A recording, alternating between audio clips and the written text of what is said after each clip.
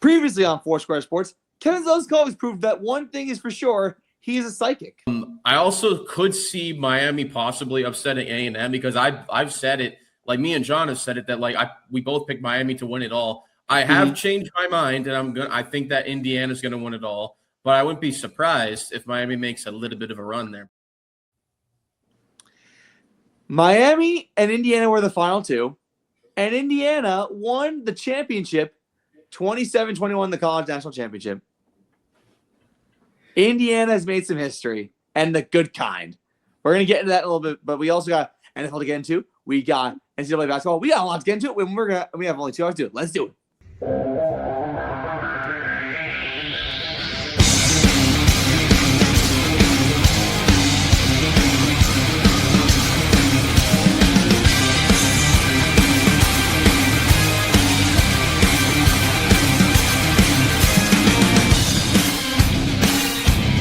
I'm in control of you. I don't care. Thank you. This product can kill you.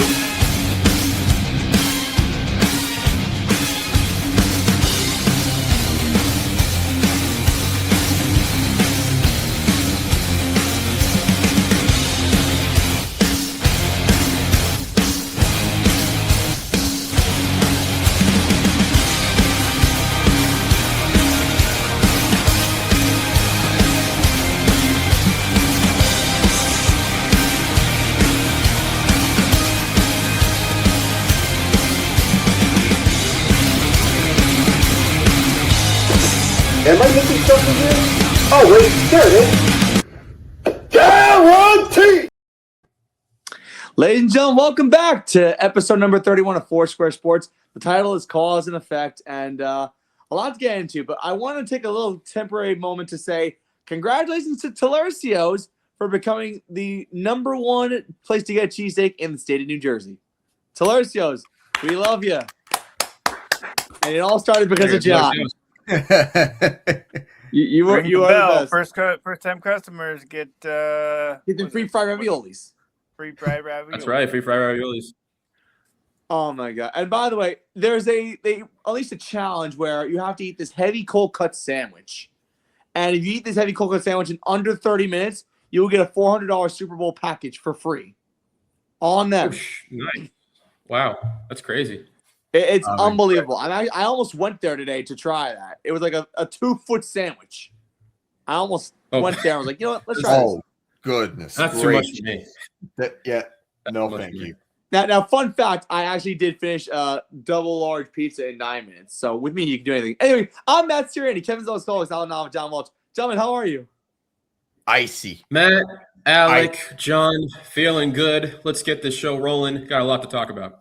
We indeed do got a lot to talk about. We got so much to talk about that I basically tried to – I'm feeling the groove too, John. I added more to the agenda, but we're going to start off with the national championship in college football. Like I said at the top of the show, Indiana, Miami, the national championship in Miami, Fernando Mendoza's hometown. Fernando Mendoza did not throw a touchdown pass in this game. He threw for 186 yards, had the big rushing score late in the game on a 4th down conversion. Indiana did block a punt. They converted 6 of 16 on 3rd down, which isn't particularly great, but they converted double as many first downs as Miami did. Miami did not make the big plays when they needed to. Carson Beck tried to get a game-winning drive going at the end, but then he was intercepted with 44 seconds to go. And Indiana becomes the first school and only school in NCAA history to have an undefeated football season and an undefeated basketball season. The last time we had a perfect season in college basketball was 1975 to 1976 when Bob Knight helped Indiana win the national title. Now, 50 years later, Curt Cignetti coached the Hoosiers to a perfect season in what is being considered the greatest turnaround in American sports. Now, I don't really agree with that. I think there's a better candidate out there, and I think we got other better candidates, according to you guys. I'm not sure, but I want to get to the game for a second. Kevin, you're basically the psychic here. What did Indiana do besides the big plays to help them win this game? I mean, their rushing attack was really good. I mean, Fernando Mendoza didn't really have to rely on too much on his receivers. The defense played good. They had a defensive touchdown, like you said. They had a nice, steady rushing attack with both Kalen Black and Roman Hemby, both getting some nice carries towards the end. Kalen Black had 17 carries for 79 yards, and Roman Hemby had 19 carries for 60 yards. So a nice, good rushing attack on both ends. But it was Mendoza that got a rushing touchdown and Riley Nowakowski that got a touchdown. And then that defensive touchdown, a couple of field goals. And again, Fernando Mendoza, he went 16 for 27, 186 yards, no touchdowns or picks. And he didn't really need to be all that glamorous. I mean, this team was, especially the Indiana's defense, was doing a great job of really holding Miami, especially Carson Beck, to not doing much until that later in that second half. Although Miami did, their rushing attack was also really good. Yes. Mark Fletcher Jr., 17 carries, 112 yards, 2 touchdowns. He was really doing everything he possibly could. Carson Beck, I mean, there was really only one guy receiving that was doing well, and that was Malachi Toney. 10 catches, 122 yards, and a touchdown. And Beck, like you said, Miami's defense kept them in this game as well as Mark Fletcher Jr. towards the latter half after this game. And Miami did have a chance to walk it off towards the end there. But like you said, Carson Beck just throwing that interception late in the game, those waning seconds kind of sealed the deal. So again, you could kind of argue that there was also maybe some calls that were missed here and there that maybe could have gone Miami's way or even Indiana's way.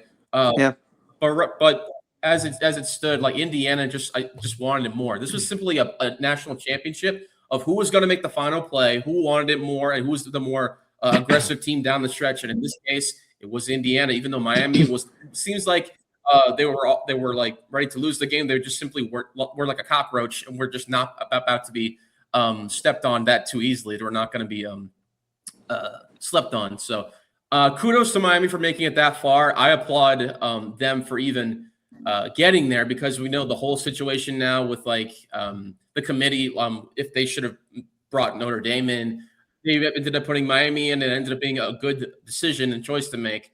But Indiana was just on another level, and it was simply both of these teams, you could argue, felt like teams of destiny, like I said, but Indiana just had a little bit more to get the job done and become national champions.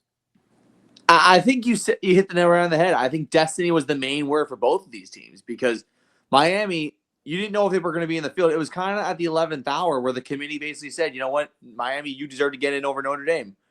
And Notre Dame is throwing hissy fits nowadays about it, but honestly, they kind of should be throwing hissy fits because I think the right team get in. At that point, you can't really complain. Now, I want to get into John's perspective on everything that happened in Miami, but before that, John, you have something you wanted to share with us? So my friend did a Fernando Mendoza impression, but he did it as Tim Tebow, and I can't get it out of my head now. Oh my God. So every time I think of or hear of Fernando Mendoza, I always go, I want to thank my mom and my dad, and I'm excited that my dad sits with my mom to celebrate because she's in a wheelchair, and I changed my profile on Indeed because I'm going to be in the National Football League. Not bad. Oh, he's one of us gamers. Victory Royale. Shout out. Not bad. Not My bad. favorite meme this week was it was a diss on Ohio State, because Ohio State said, "Oh, we can beat teams like Indiana and Miami," and oh wait, the teams that Ohio State actually lost to were Indiana and Miami. Correct. Miami, yep. Oh my God. It's actually kind of amazing to me that Ohio State, and also they got a new offensive coordinator too. You mentioned Ohio State. And it's John's least favorite guy. And he actually said something about Arthur Smith last week. Here it is. Well, I think that is a huge conversation. The first thing that I would do is make sure that mustache Arthur Smith isn't there anymore, because obviously his play calling was atrocious.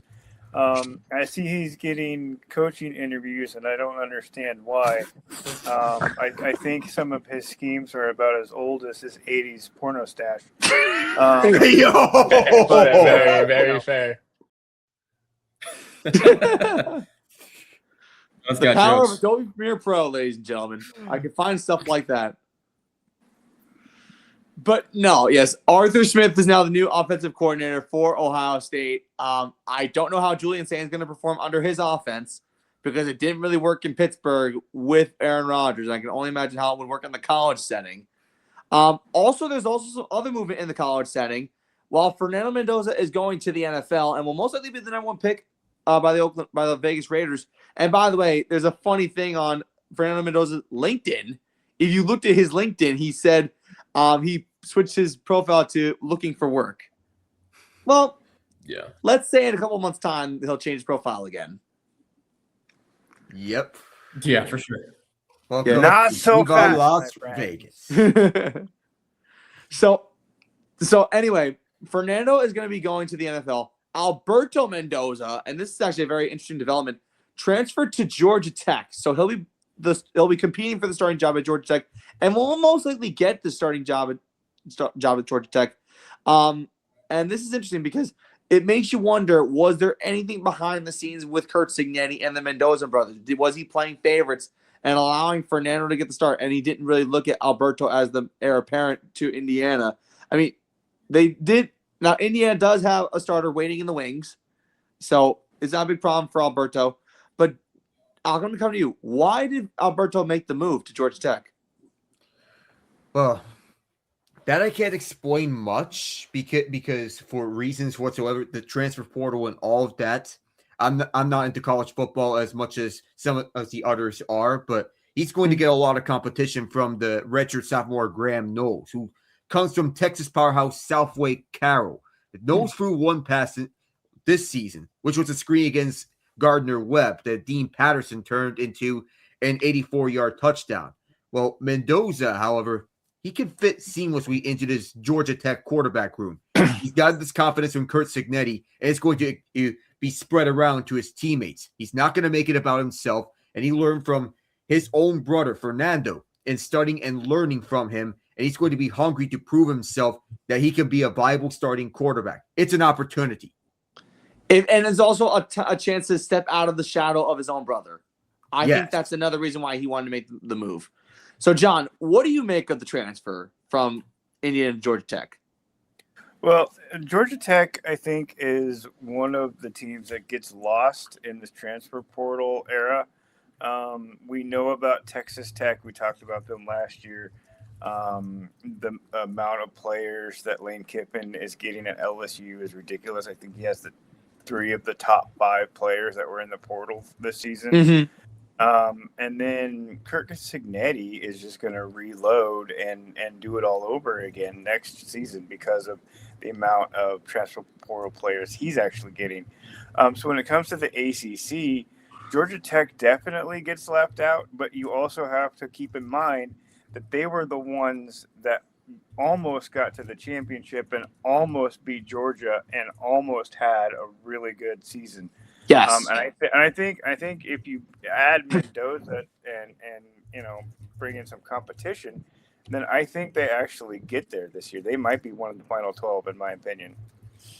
And one thing that people are kind of sleeping on is Georgia Tech started the season 9-0, and then things kind of fell apart towards the end.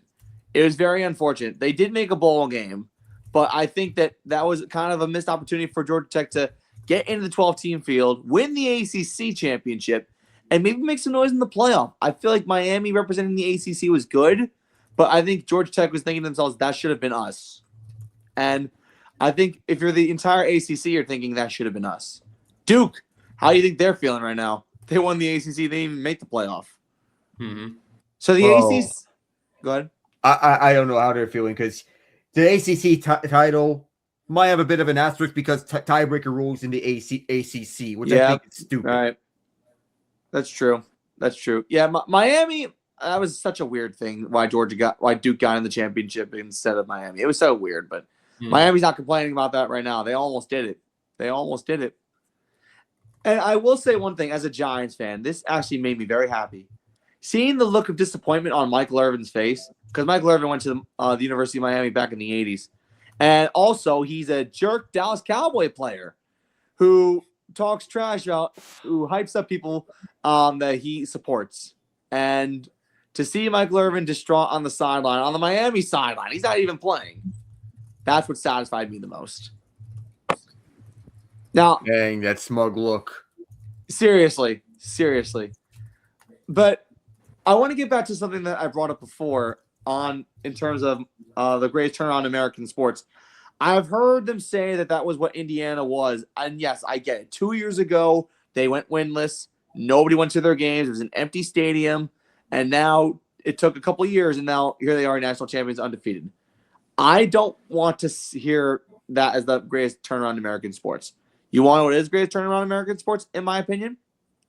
The 1999 St. Louis Rams. Back in '98, they were horrible. They were a 4-13 4-12 football team.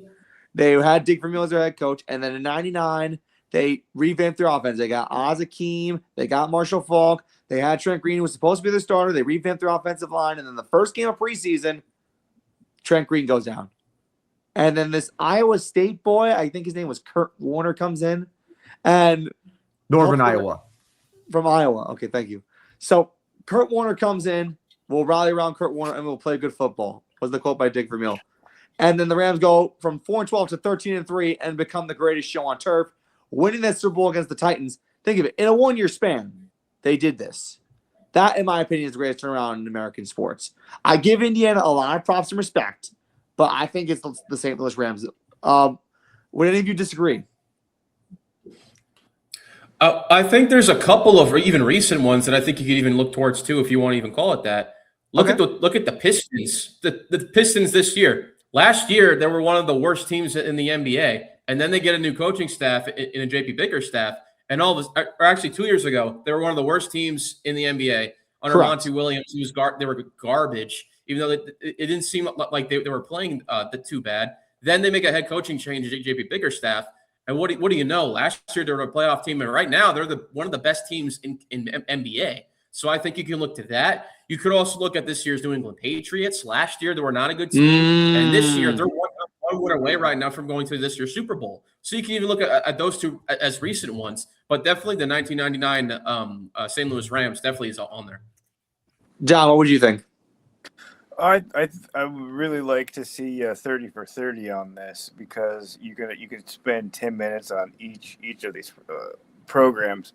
But Indiana certainly has to be up there. You look at how many losing seasons they had throughout their history; it's ridiculous. Like, they are one of the most losingest football programs in the NCAA. Props to Kirk Cignetti. He's doing a disciplinarian style type of coaching in the modern day portal era, and he's got kids wanting to come to Indiana and play there for him. And that's not something you see. I haven't in a long time. So it's really interesting to see his style of coaching succeed in the portal era. So I think that, to me, makes it more significant than any of the other turnarounds. All right, Alec, what's your opinion? Would you say the 99 Rams? Would you say this year's Indiana Hoosiers, or do you go a different path? I'll go with it. I'll go with the Hoosiers. Is talking American sports only. But if you want to talk every sport, I'm gonna say the crown goes to Leicester City in 2016, because that Premier League season was unprecedented, overcoming 5,000 to 1 odds of winning the whole thing at the start of the season. Many expected them to be relegated at the end of the 2016 Premier League, but they outpaced the usual juggernauts, Manchester United, Arsenal, and Manchester City, to reach the top of the mountain after Chelsea came back from down 2-0 to tie Tottenham Hotspur 2-2 at the Battle of Stamford Bridge to secure Leicester City their Premier League title.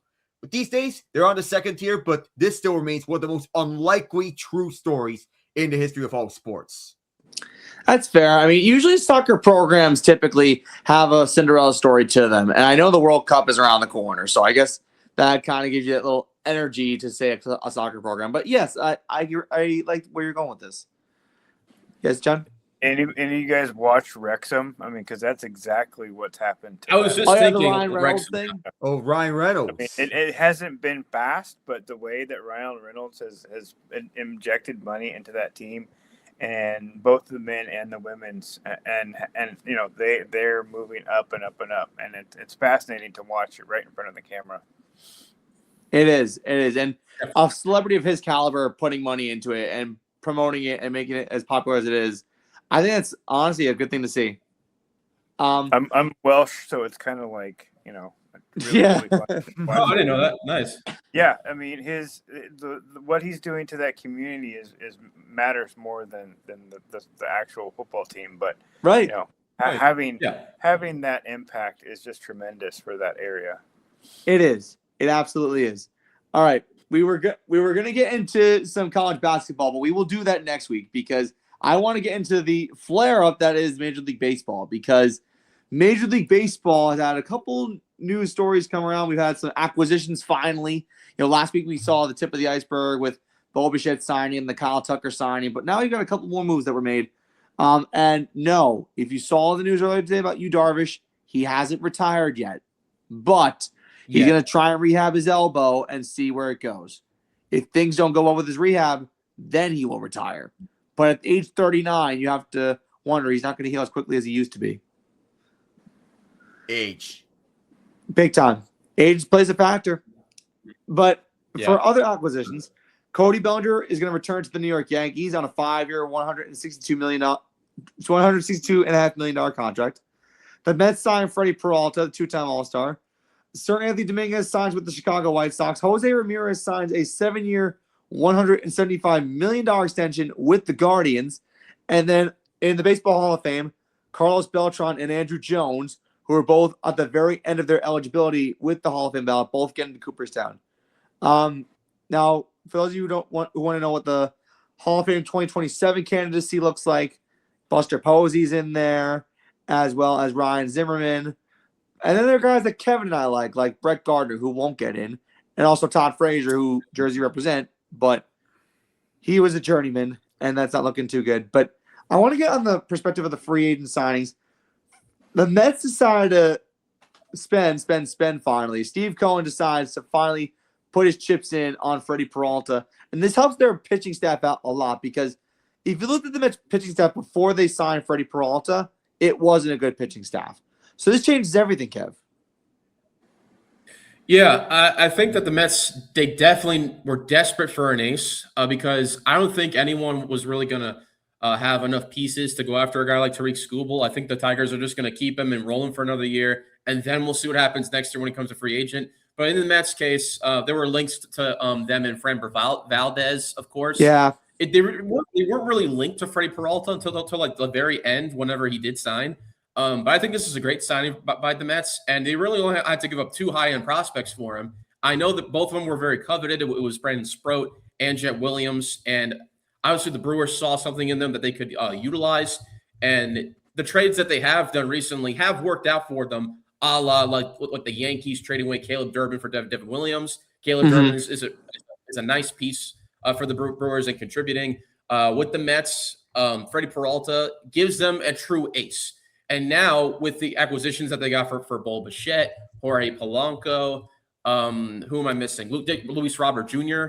They're starting to put together a nice team. The only concern I have with that Mets team is how it's structured, because I think like it's a little bit out of whack the way you look at it. They're putting Bo Bichette at third base when he's a true shortstop, and he just started playing second base in the World Series. They're going to put him out of position at third. They're going to put Jorge Polanco at first base when he's normally a second baseman. And he's played a little bit of short here and there, but they're going to play him at first base.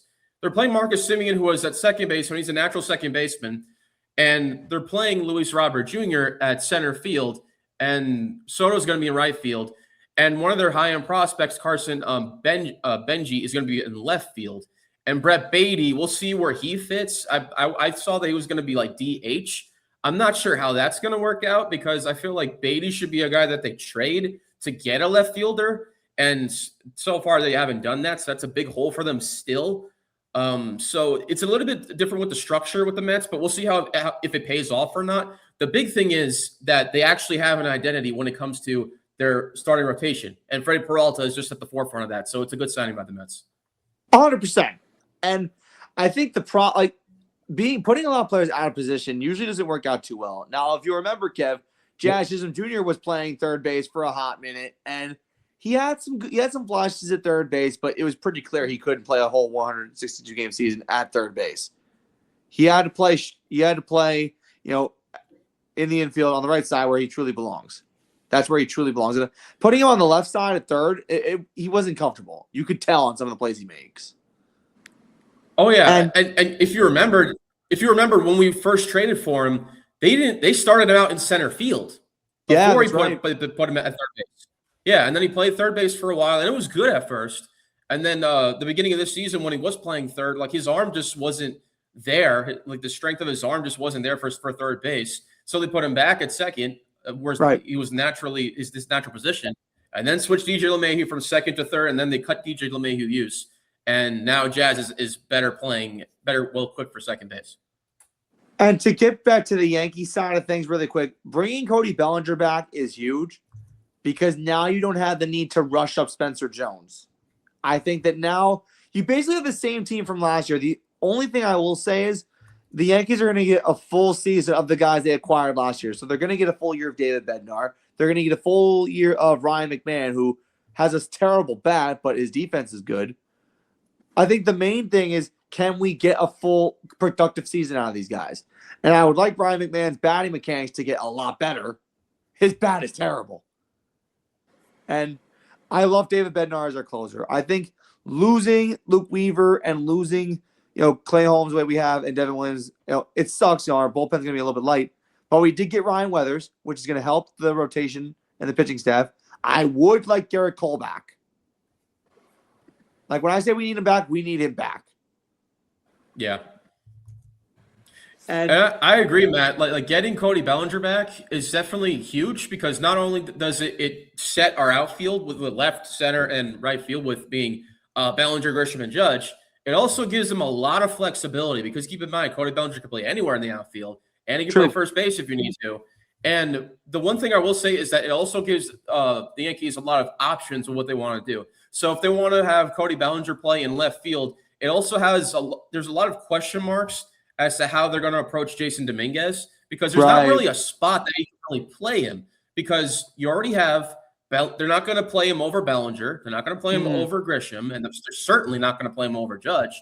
So he really only fits on this team as a bench bat, mainly against righties. Because if you're not going to utilize him off the bench, then obviously I think that the most logical course of action would be to trade him for a high-impact bullpen arm. Because like you said, this bullpen, if you really look at it on paper, it's really weak. Outside of Tim Hill, Camilo Doval, and David Bednar, this bullpen is just not – it doesn't look like it's going to be good on paper, but hopefully we get like a couple of impact arms, and I feel like Dominguez could be trade bait in that sense. But also, I think what the Yankees really need to do is they need to get more right-handed bats because you have basically 4 lefty outfielders. If you do include Spencer Jones, if you were able to bring him up this year, which I don't know if they're going to do that or what they're going to do with him. But you need a righty bat who can play left or center field. And there are rumors about like Austin Hayes. I would like him because that would solve the platoon problem in left or center because that way – if you do get Austin Hayes, then you can slot him in left and then still keep Cody Bellinger in center field and still have his bat presence. You also need to see what you can get for a righty catcher because we have 2 lefty catchers right now. And I think the righty catcher would be really beneficial for the Yankees. We still could use another starter, but Brian Cashman does not like the challenge trades that he's trying to make to acquire a starter. He whiffed on Freddie Peralta. He whiffed on Edward Cabrera, and he whiffed on Mackenzie Gore. So, like, who's really realistically out there? Framber Valdez? Or, like, who the heck are we going to even trade for? Is it someone under the radar? Is Ryan Weathers the only guy that we can get starting-wise? Because he's the really only external option that we got this postseason if you don't include the guys on waivers that we got, like Caleb Ort and that guy, what's his name? Cade Winquist from the Rule 5 draft. He's going to be part of the bullpen. So we really need to get a righty catcher, a righty outfield bat, and a couple of bullpen relief arms because there's still a lot of work to do as far as I'm concerned. I'm like, getting Belly back is great, but like, great. What's the next thing you're going to do? Because this team is not complete yet if you don't get at least one or some of those things. But you definitely said there's still more that needs to be done. And it all depends on how aggressive Brian Cashman is going to be this offseason for the rest of the time. Because remember, the baseball season starts in a little over 2 months, but you have to be aggressive. And I feel like Cashman is taking a hands-off approach, and Hal Steinbrenner is kind of taking a little bit of a hands-off approach this offseason, which doesn't really please Yankee fans because we mostly have the same team from last year. Pretty much. And you mentioned one thing. You mentioned Mackenzie Gore. I forgot to bring his name up, but Mackenzie Gore did get traded by the Washington Nationals to the Texas Rangers. This is a move that I did not expect the Nationals to make, but someone in the armchair Discord brought up a good point. If you're not going to go anywhere, why keep the player? So it looks like the Nationals are going to be rebuilding yet again. And I think the Rangers definitely got the best of this trade. And the prospects they traded away. They traded away 5 no-name prospects. So the Nationals basically got a broken Band-Aid and a used toothbrush, and they gave away Mackenzie Gore. That's basically what happened. Now, Alec, I think, was the first person to say something like this when it comes to Mackenzie Gore. Now, the Rangers are going to benefit, but where do you go from here with the Washington Nationals, Alec? You know, if you're the Nationals, what is the plan for rebuilding if you're receiving 5 prospects and you're trying to see what you can get for the best out of them? I thought this was a fleece until you look further into them. Mackenzie Gore is an intriguing pitcher, by the way. Yes. The 2025 season has been the stuff of what he can do. It's understandable the Rangers wanted to go with this trade route compared to free agency because in free agency, there aren't really a lot of starting pitchers that are attractive outside of Framber Valdez. But look at the bigger picture. In December, it suggested that the Rangers couldn't afford mid-market free agents like JT Realmuto or Luis Arias. But you have to upgrade that rotation. Merrill Kelly's gone. John Gray's gone. Patrick Corbin's gone. Tyler Mahle's gone. What's left of this rotation is Nathan Eovaldi, Jacob deGrom, and then everybody else. You add Gore to this, you get an ace of the future. Jacob Latz had a good season in swing role, but he hasn't had a full two-time big league starter. Kumar Rocker hasn't found his groove in the majors. The Nationals, I don't know what is the plan because they're just tearing down whatever is part of this is rebuild that they previously did with Mike Rizzo. Right. C.J. Abrams is getting shopped around, and why? If you're wanting to keep him, if you're wanting to shop him around because you acknowledge that this is a failed rebuild, then why is it that you're getting 5 no-name prospects out of this and you don't know what you're gonna get out of this? It's a box of chocolates. You don't know what to expect of it. Right. Yeah, that's a good way to put it. It's a shame because the Nationals at one point, like last year, they looked like they were gonna improve a little bit. Like they improved in the standings a little bit. I think they finished in 3rd or 4th in the NL East. So you figure that there'd be a little bit of an improvement, and then they maybe take things a little bit farther on their rebuild. But now they're just starting from scratch again. And National fans hate to see that. I actually went to a Nationals game last year, and the stadium was dead. It's just that's just the vibe of the Nationals team right now. And you hate to see it that way, but that's just the story of everything. And think of it. It seemed like forever ago now that this team won the World Series. Newsflash, it was only 7 years ago. That's how 7 years That's ago right. feels like a long time ago. And I want to come to John on this one, mentioning the AL East side of things. How do you think the AL East is going to be? I mean, the Yankees didn't really do anything, but losing Bo Bichette, how does that change the AL East picture? I think it changes the AL East picture significantly, especially since I see the Orioles getting better. And I think the Yankees are going to be right back in it. And I think it's going to be a lot more competitive for the Blue Jays. My question is, do they get all the way back? And I don't think they do without Bichette. Now, one thing I will say, this probably opens the door for John's team, the Mariners. I mean, there's still Framber Valdez out there. I mean, wherever Framber Valdez goes, it's anybody's guess. But if you're a team like the Mariners that feasts on getting star pitchers, you'd probably think that he'd go there. But the last thing the Astros want is for a former starter of theirs to go to a division rival. Now, with the case of Okamoto and the Blue Jays, one thing I noticed that with him signing in Toronto, I had the feeling that he's not being brought in to complement Bichette. He's being brought in to replace Bichette. Pretty much. The writing was pretty much on the wall. Even without Bichette's services, the Jays still excel. And it's thanks to one of the most underrated defenses in the entire MLB. The Blue Jays, for as explosive at the bats as they are, they're a defense-first team. Yeah, they are. They are. It's going to be interesting how the American League pans out. I am not even going to talk about the National League. I know who's going to win that, and I'm not going to be thrilled about it.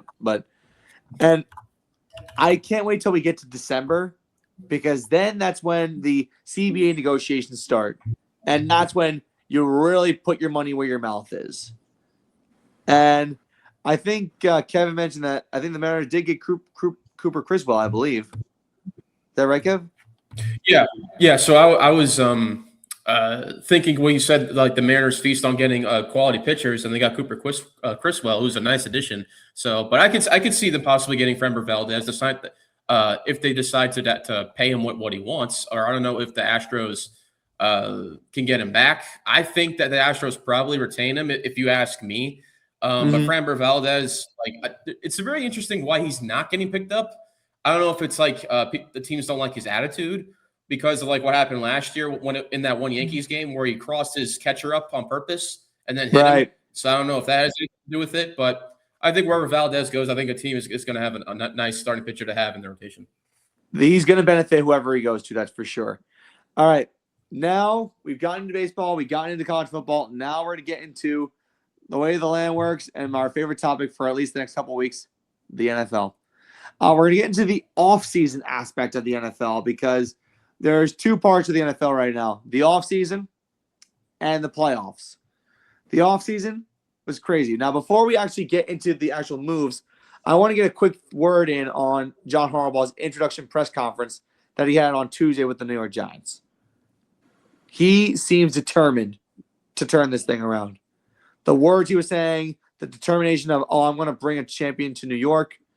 I want a program of people who are committed to football and are willing to talk football, that are dedicated to the game. Like that. That's what I want to see. He seems like he knows what he's up to and he knows what he needs to do. He has an agenda and he's going to set it. Now, the only thing I didn't like was Joe Shane at the press conference looked like he was about to pass out. Didn't really like that part of it, but I liked a lot of the things that John Harbaugh said. Kevin, quick word on that? Yeah, like you said, John Harbaugh, you could tell like he commanded everybody in the room. His presence that everyone felt in that room was unbelievable. The way that he was speaking, like it felt like he's ready to turn this Giants organization from a loser to a winner. And you can even hear the players who were in attendance in the back, like he was saying, right, guys? And he was like, yes, sir. And so like he already commands the players' respect. Like the first thing he says when he comes into the room. And he also like you've seen the different ways that he's approaching how to rebuild his entire, not just the coaching staff, but the entire organization as a whole. He's already gotten rid of most of the guys on the defensive staff, only retaining a couple of guys on there. He's going to get a new OC and a new DC, most likely Todd Monken, because it was previously reported that if Todd Monken doesn't land a head coaching job with the Browns, then most likely he's going to come back work for Harbaugh as the Giants OC. And it seems like the Browns are probably going to be hiring either Greg Olbrich or maybe Sheil Hassie, or maybe they're going to promote Jim Schwartz. It seems like that's the direction they're going to go. But I love everything about what John Harbaugh did. It did suck that he's not going to be retaining Carmen Brasillo for the offensive line coach, because I thought Brasillo did excellent. But I trust Harbaugh to find a fine replacement for him. But it seems like he means business. What he says goes, and he's going to be the driving force of turning not just this team, but this whole organization around. And it starts from the top, and it starts with his trust in guys like John Mara and Joe Shane. It seems like he was kind of like what's it called? Backpedaling whenever like a question was asked about like him. Yeah. Were you okay with him like reporting to John Mara instead of you? And he's like, it's just words on a piece of paper. It doesn't really matter. But like, I've been in the league for 26 years. I'm gonna collaborate with everybody. So it's fine. I think that Joe Shane is pretty much on the hot seat. And like John said, I don't think he's here next year. He's a sitting duck at this point if things don't do good in year one. So we'll have to see how aggressive Joe Shane is in the offseason and also drafting this year.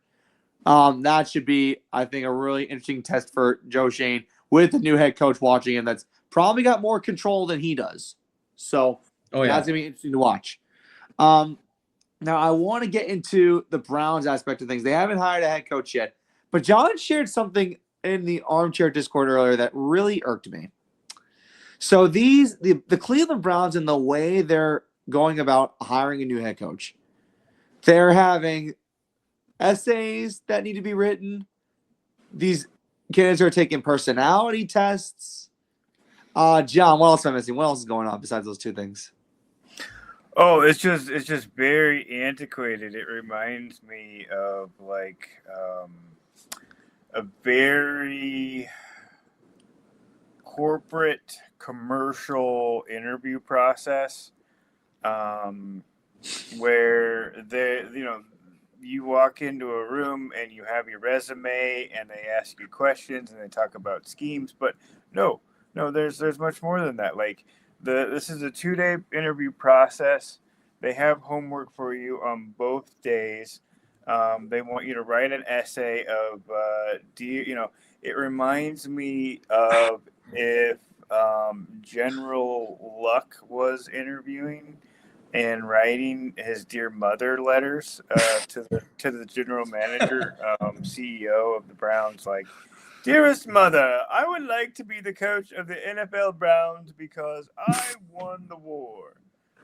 That's basically what it feels like to me. And then you hear on the Rich Eisen show talking about how there's this huge data research part to the front office of the Cleveland Browns. I'm pulling my hair out because of the rant that I went off on how over the cap the Browns are on their players. I just did my front office report. In 2022, their top 5 players were the top highest paid players at their position 3 years ago. And now they're upside down because of all this money that they shelled out, on top of the ridiculous contract that they gave to Deshaun Watson, who may or may not be a quarterback this year. But he's got this year and a 2027 option left on his contract, and that's a huge chunk of their cap money. They don't have a whole lot of wiggle room to restructure, but the interview process is so antiquated. It's why you have teams. Perfect example: Mike McDaniels was going to interview to be the head coach, and he turned the job down to go be an offensive coordinator in LA for the Chargers.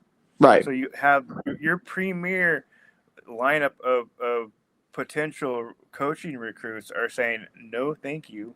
We're going somewhere else. Arthur Smith went to the Ohio State instead of going to be a head coach at the Browns. He was a head coach of the Falcons. Mm-hmm. It's just very, very embarrassing what this franchise has come to. One of the things I said to John was, is this the SAT that you have to write an essay? Like, the essays don't count on the SAT anymore, but it's like, what is this? Like, I've never seen this for a head coaching interview. Are they having to suffer the humiliation of a fantasy football punishment? Pretty much, I guess. Now, is this an out-of-season April Fool's joke? Pretty much. Now, I'm assuming the essays are like 800 words or what not to do as a Browns coach. If you get the drift of what I'm saying, the reference. I get it, yeah. Maybe. 800 words. It's just like, why? Why do you have to be like this, Browns?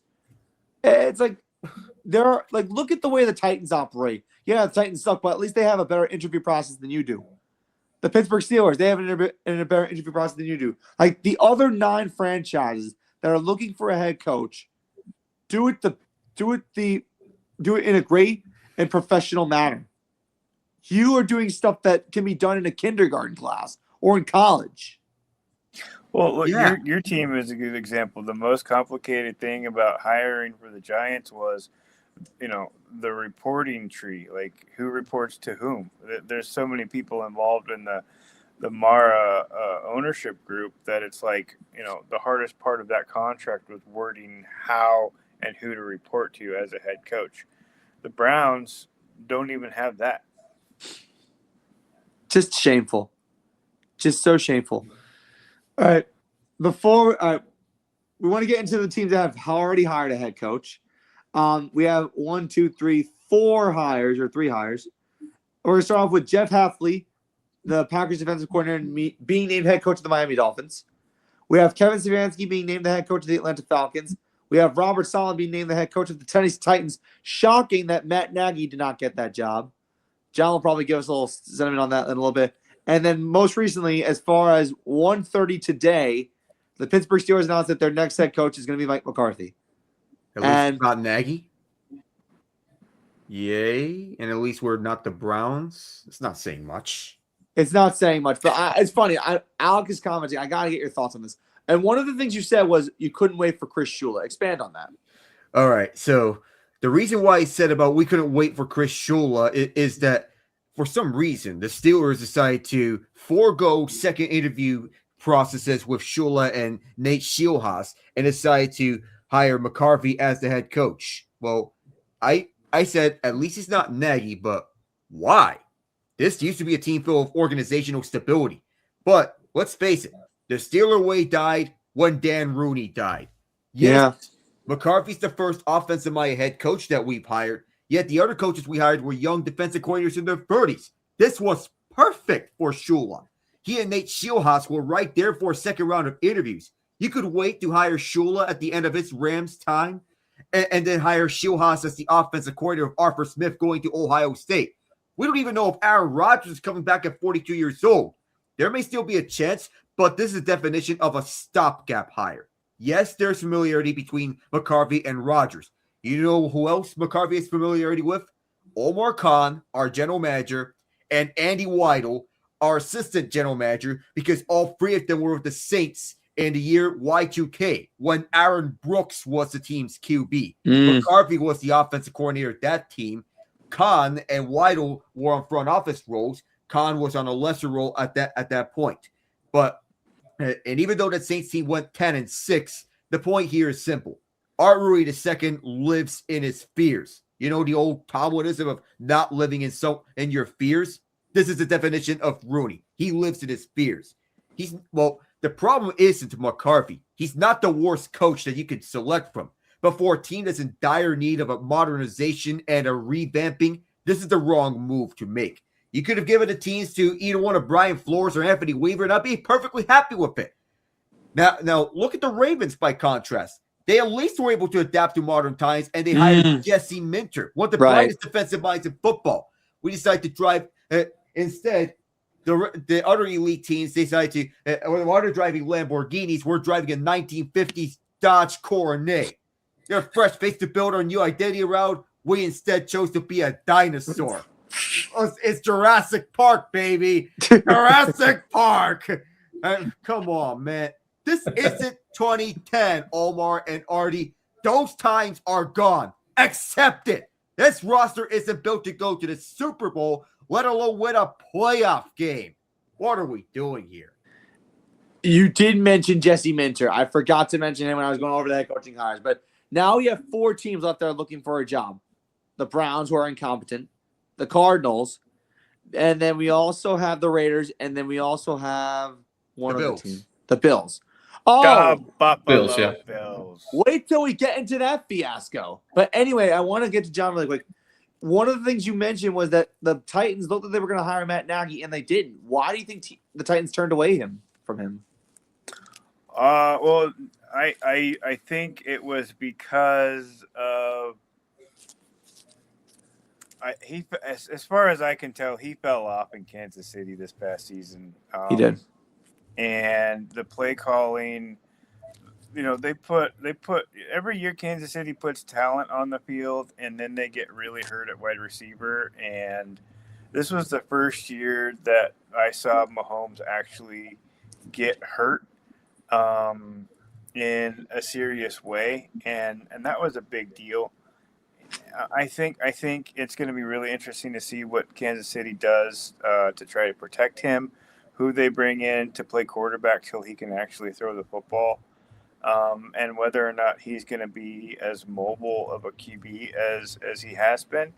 But I think Matt Nagy just kind of flogged him into the ground, and nobody wants to bring that in, especially with the teams that we're talking about where quarterback is their premier position, whether it's your number one pick from last year in Tennessee or a Josh Allen, where you want a solid foundation to kind of reset and actually try to get past all of these Buffalo Bills ghosts and nightmares of getting into the playoffs and never winning a Super Bowl.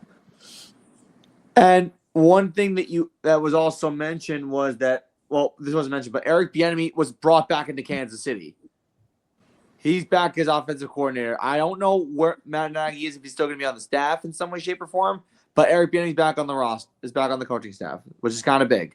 I think we're at the point where we're getting to the bottom of the barrel of coaches. You didn't mention Baltimore, but they just got their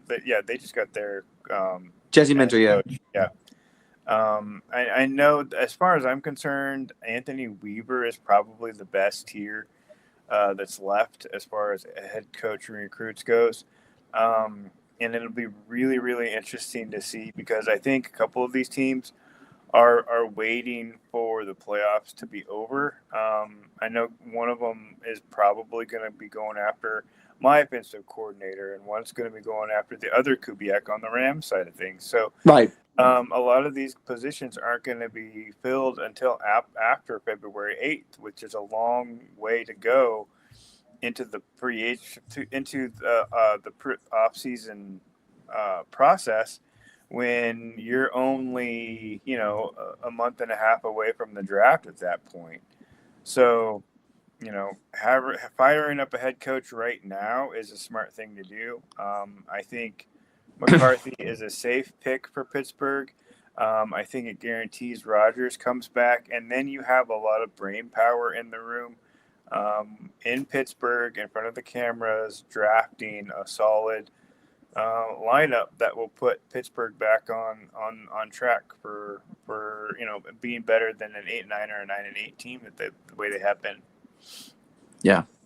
And we'll have to see what happens with Pittsburgh. I mean, one thing that our guest last episode, Ryan Barron Jr., said, that there's a possibility that Pittsburgh could have a losing season, possibly, which would end their 22-year streak of not having a losing season.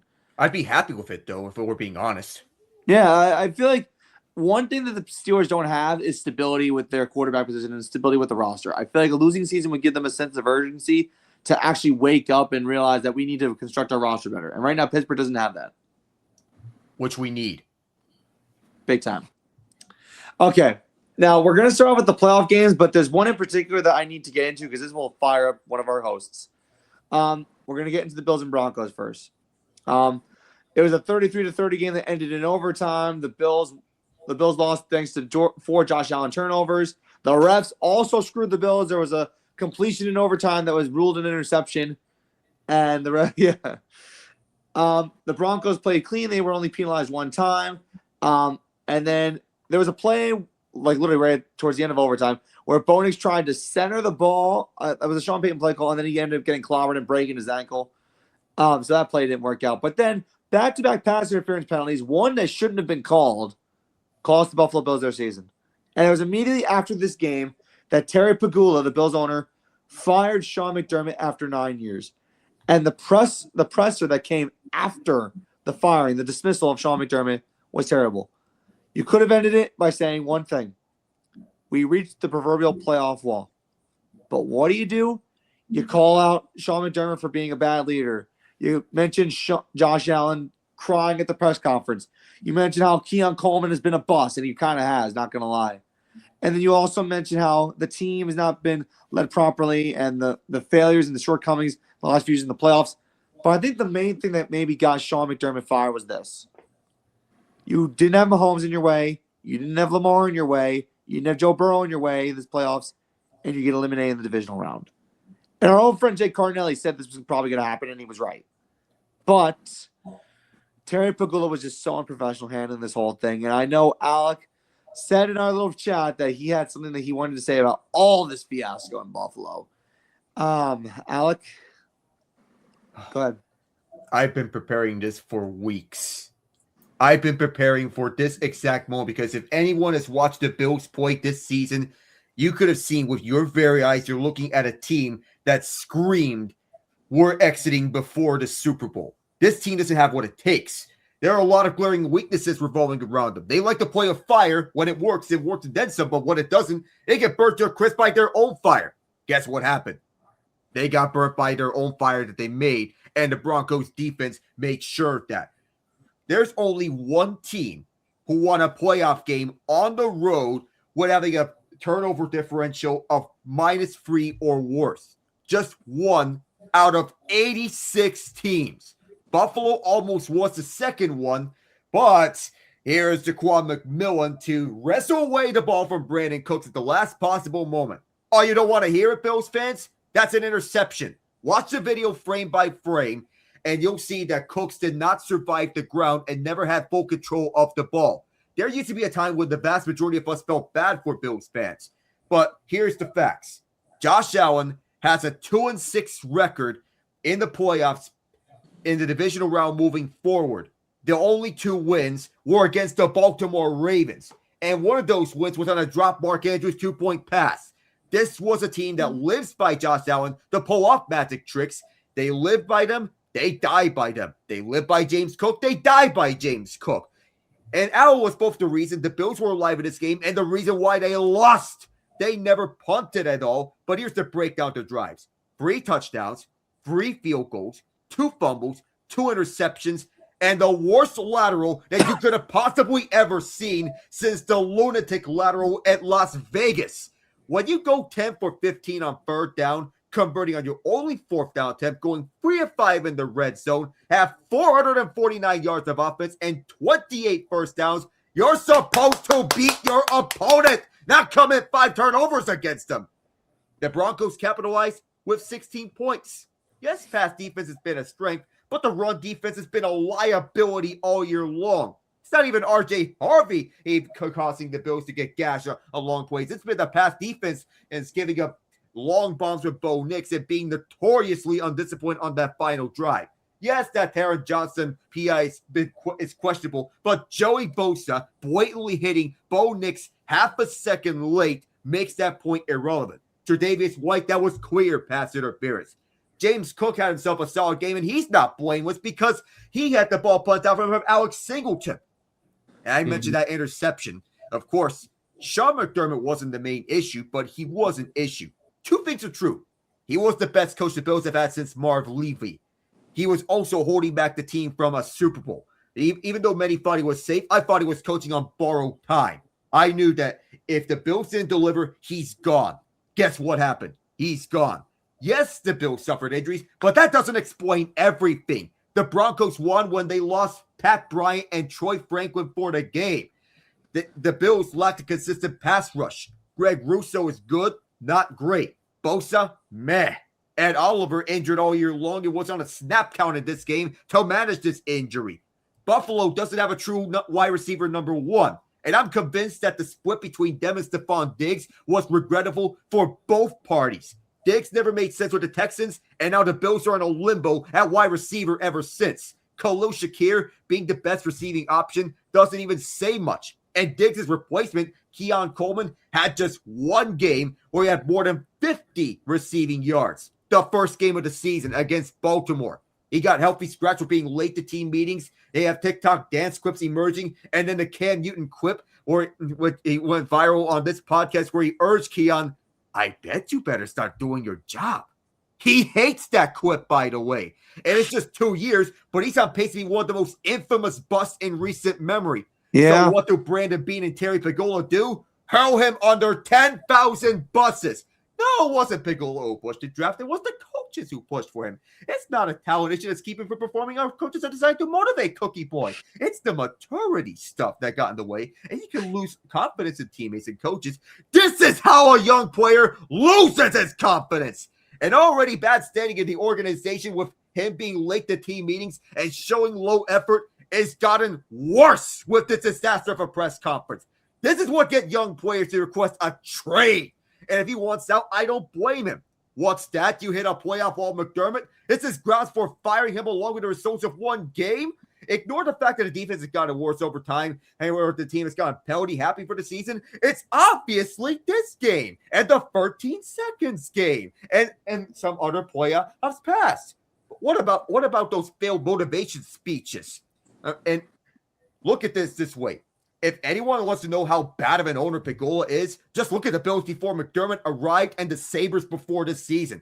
Those teams were awful. When he's letting his front office staff do the work, that's when things go smoothly. But promoting Brandon Beane is a mistake waiting to happen. His draft record's terrible. He's the rare general manager who always whiffs on his early picks, yet hits on his late selections. If you look at the most impactful players on the McDermott era, not named Josh Allen or James Cook, Beane had nothing to do with any of them.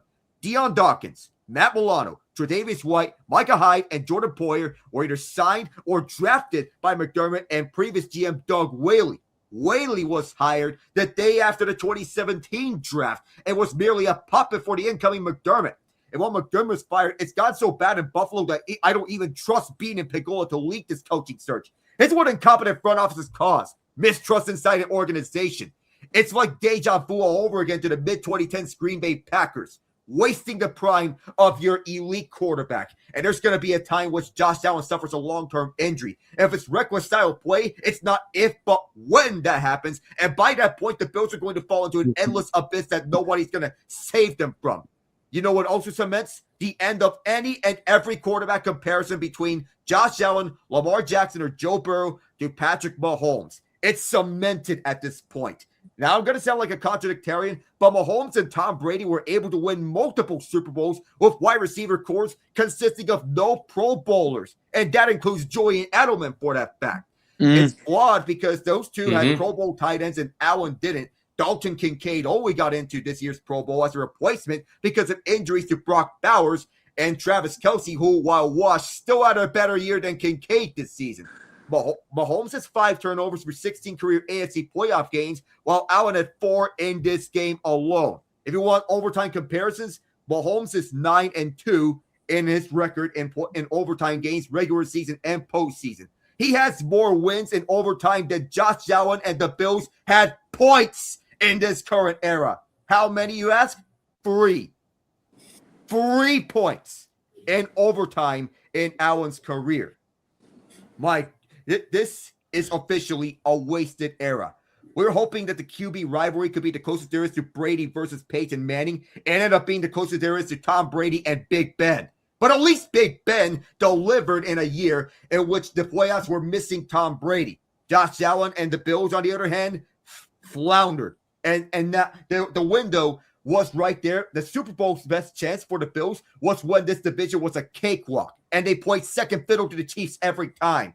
Now they're second fiddle in their own division, and they have nobody to blame but themselves for this. Congratulations, Bills. You played yourselves. Fantastic, Matt. Fantastic, Alex. That was Fantastic. honestly as factual as it possibly can be, because you hit the nail on every single point. The Bills have no one but themselves to blame for all of this. Management has been horrible. Player execution has been horrible. And I want to get into one thing. Like you mentioned Sean McDermott's shortcomings. There was something that I think I got to find the clip. I think it was this one. I think Josh Allen is going to be a lot more uncomfortable against the Broncos than he was against the. That's the wrong one. This one. Sean McDermott never learns his lesson. And I'm talking about the end of the game, where how many times has this guy gotten killed in the playoffs by being too conservative? That basically says Ryan was right on the first clip, though. Yep. He was right on the first clip about the Broncos defense making Josh Allen uncomfortable. I should have played that entire clip, but he's right on that one too.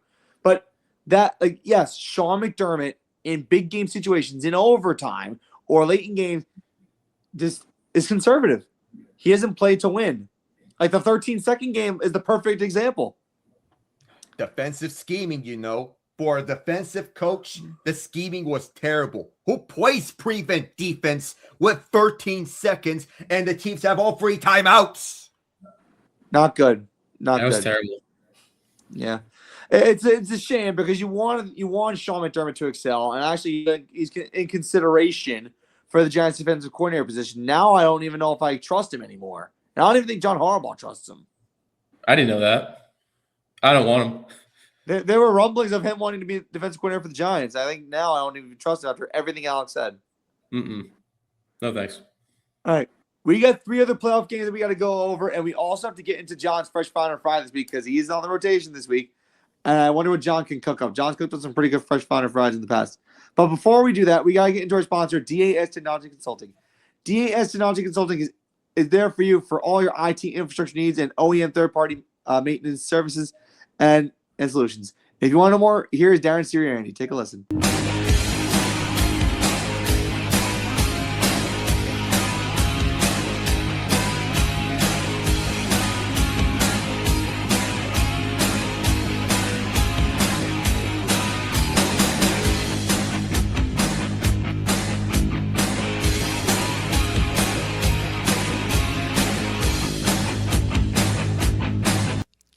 Our mission is to deliver high quality, scalable, and secure data center services that ensure seamless operations for clients across various industries, offering best-in-class data center services all under one roof.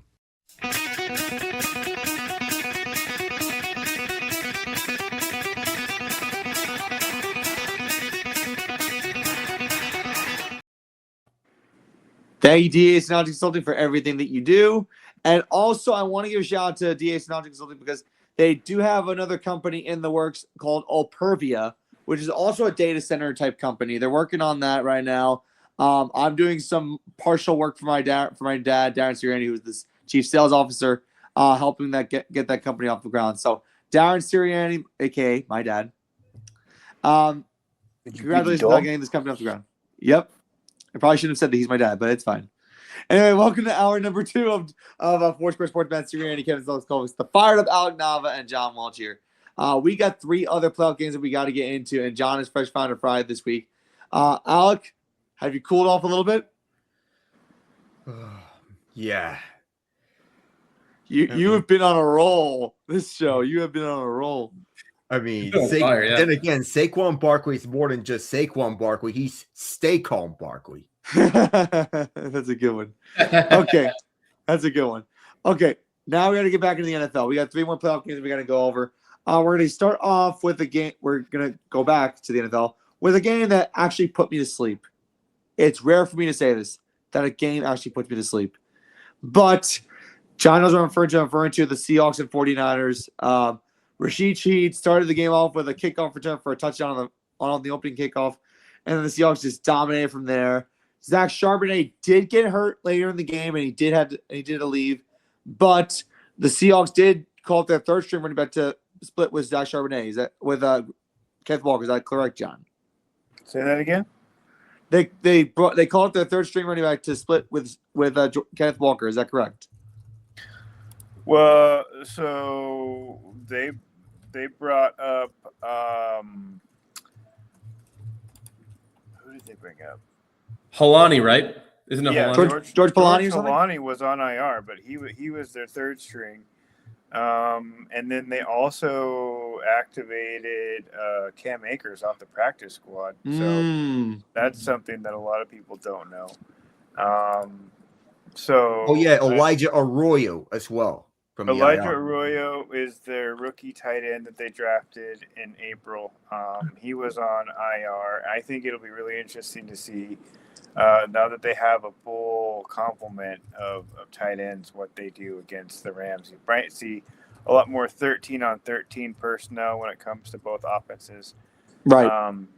The Charbonnet is going to be a big loss, but at the same time, Holani had a really good preseason and looked amazing, and the Rams don't have a whole lot of video on him for them to study. So I think it'll be really interesting to see how well Holani does when he's in the backfield trying to be Zach Charbonnet. And one thing that you also mentioned, and I want to verify if this is true, the Seahawks were not too slow to sign Rashid Shaheed to a contract extension. Am I right? They gave him a 1-year prove-it deal, $15 million with a lot of bonus incentives for playing time and for doing stuff on the field, which I think is great. I think Alex is wrong, and everything that he said should have been being fired and not McDermott because of the personnel side of things. I actually was wanting being fired. It's a mistake waiting to happen. This promotion. They should have fired Bean. And one of the things that I was surprised at was them not going after a bigger wide receiver target like Shaheed in the offseason and letting him go to the Seahawks and being a huge weapon for us.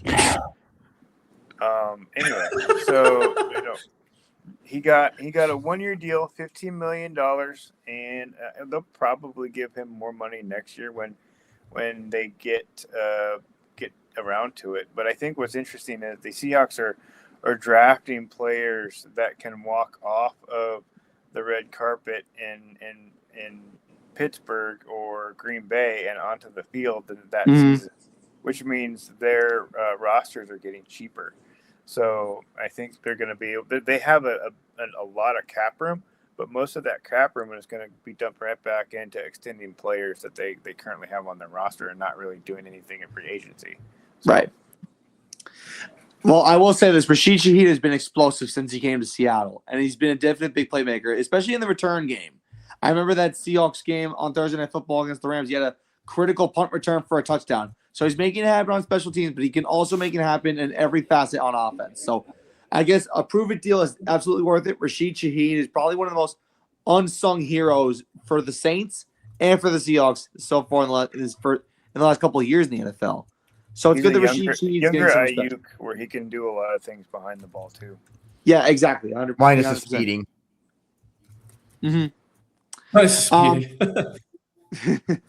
All right, so the Niners got plagued by injuries again, and unfortunately, this led to their demise. And the Seahawks just pounding. It was a 41-6 beatdown, and not good, not good. Although people in Seattle are happy because they're back in the NFC Championship game for the first time since 2014. Their opponent, we're going to go over that right now, because I was going to go over this game next anyway. The Los Angeles Rams got away with murder in Chicago in a game that was 19 degrees in Soldier Field, but felt like 7. It was a slow game for the most part, but then with 23 seconds to go in the fourth quarter, 4th and 4 from the 14-yard line, you got to have for the Bears. And then Caleb Williams makes probably the most miraculous play I've ever seen. This dude's drifting back to the 40-yard line. And then he heaves the ball with Rams defenders in his face. And Cole Kmet just breaks out of the grasp of a defensive back and catches the ball for a touchdown.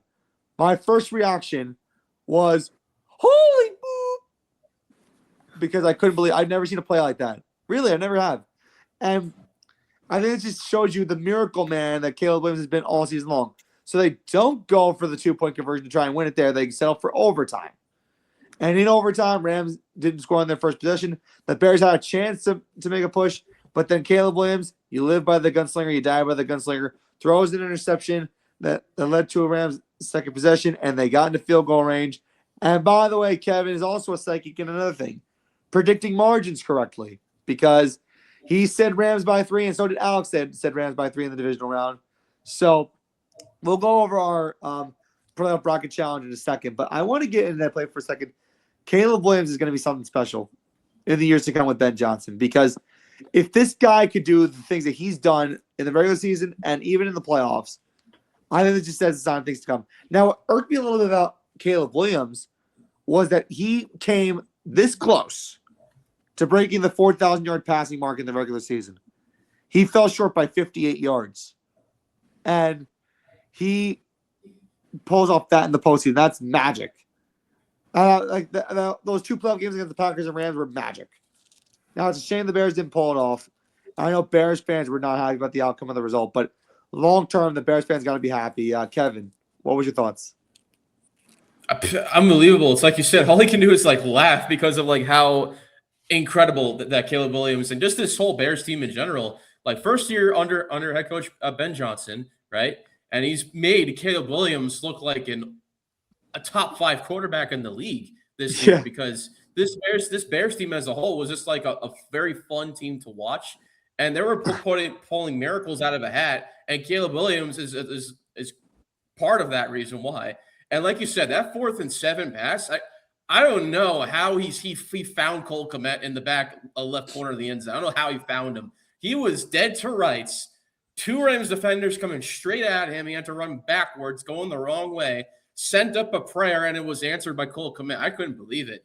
And then I'm like, oh my God, are they going to go for 2 and win? And then I saw they went for the extra point. I'm like, oh man, that would have been such a cool way to end the game if they would have gone for 2 and able to knock off the Rams. That would have been so cool. But I digress.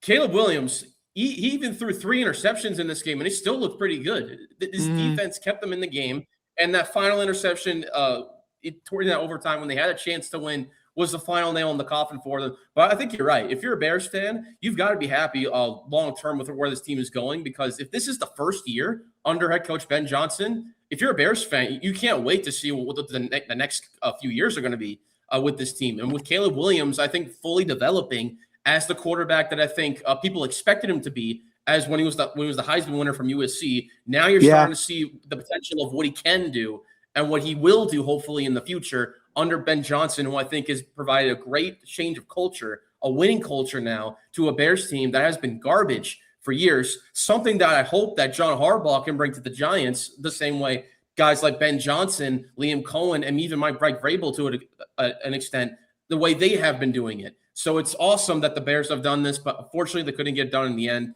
But you've got to love it if you're a Bears fan long-term, because this is a nice team that's cooking up. They definitely got something going. And listen, I want to see bad teams do well. That's what makes the NFL fun. Yes. Now, unfortunately, that can never happen to the Jets, because the Jets can never have nice things. I feel horrible saying that, but it's true. The Jets can't have nice things. I hate to say it, but it really is true.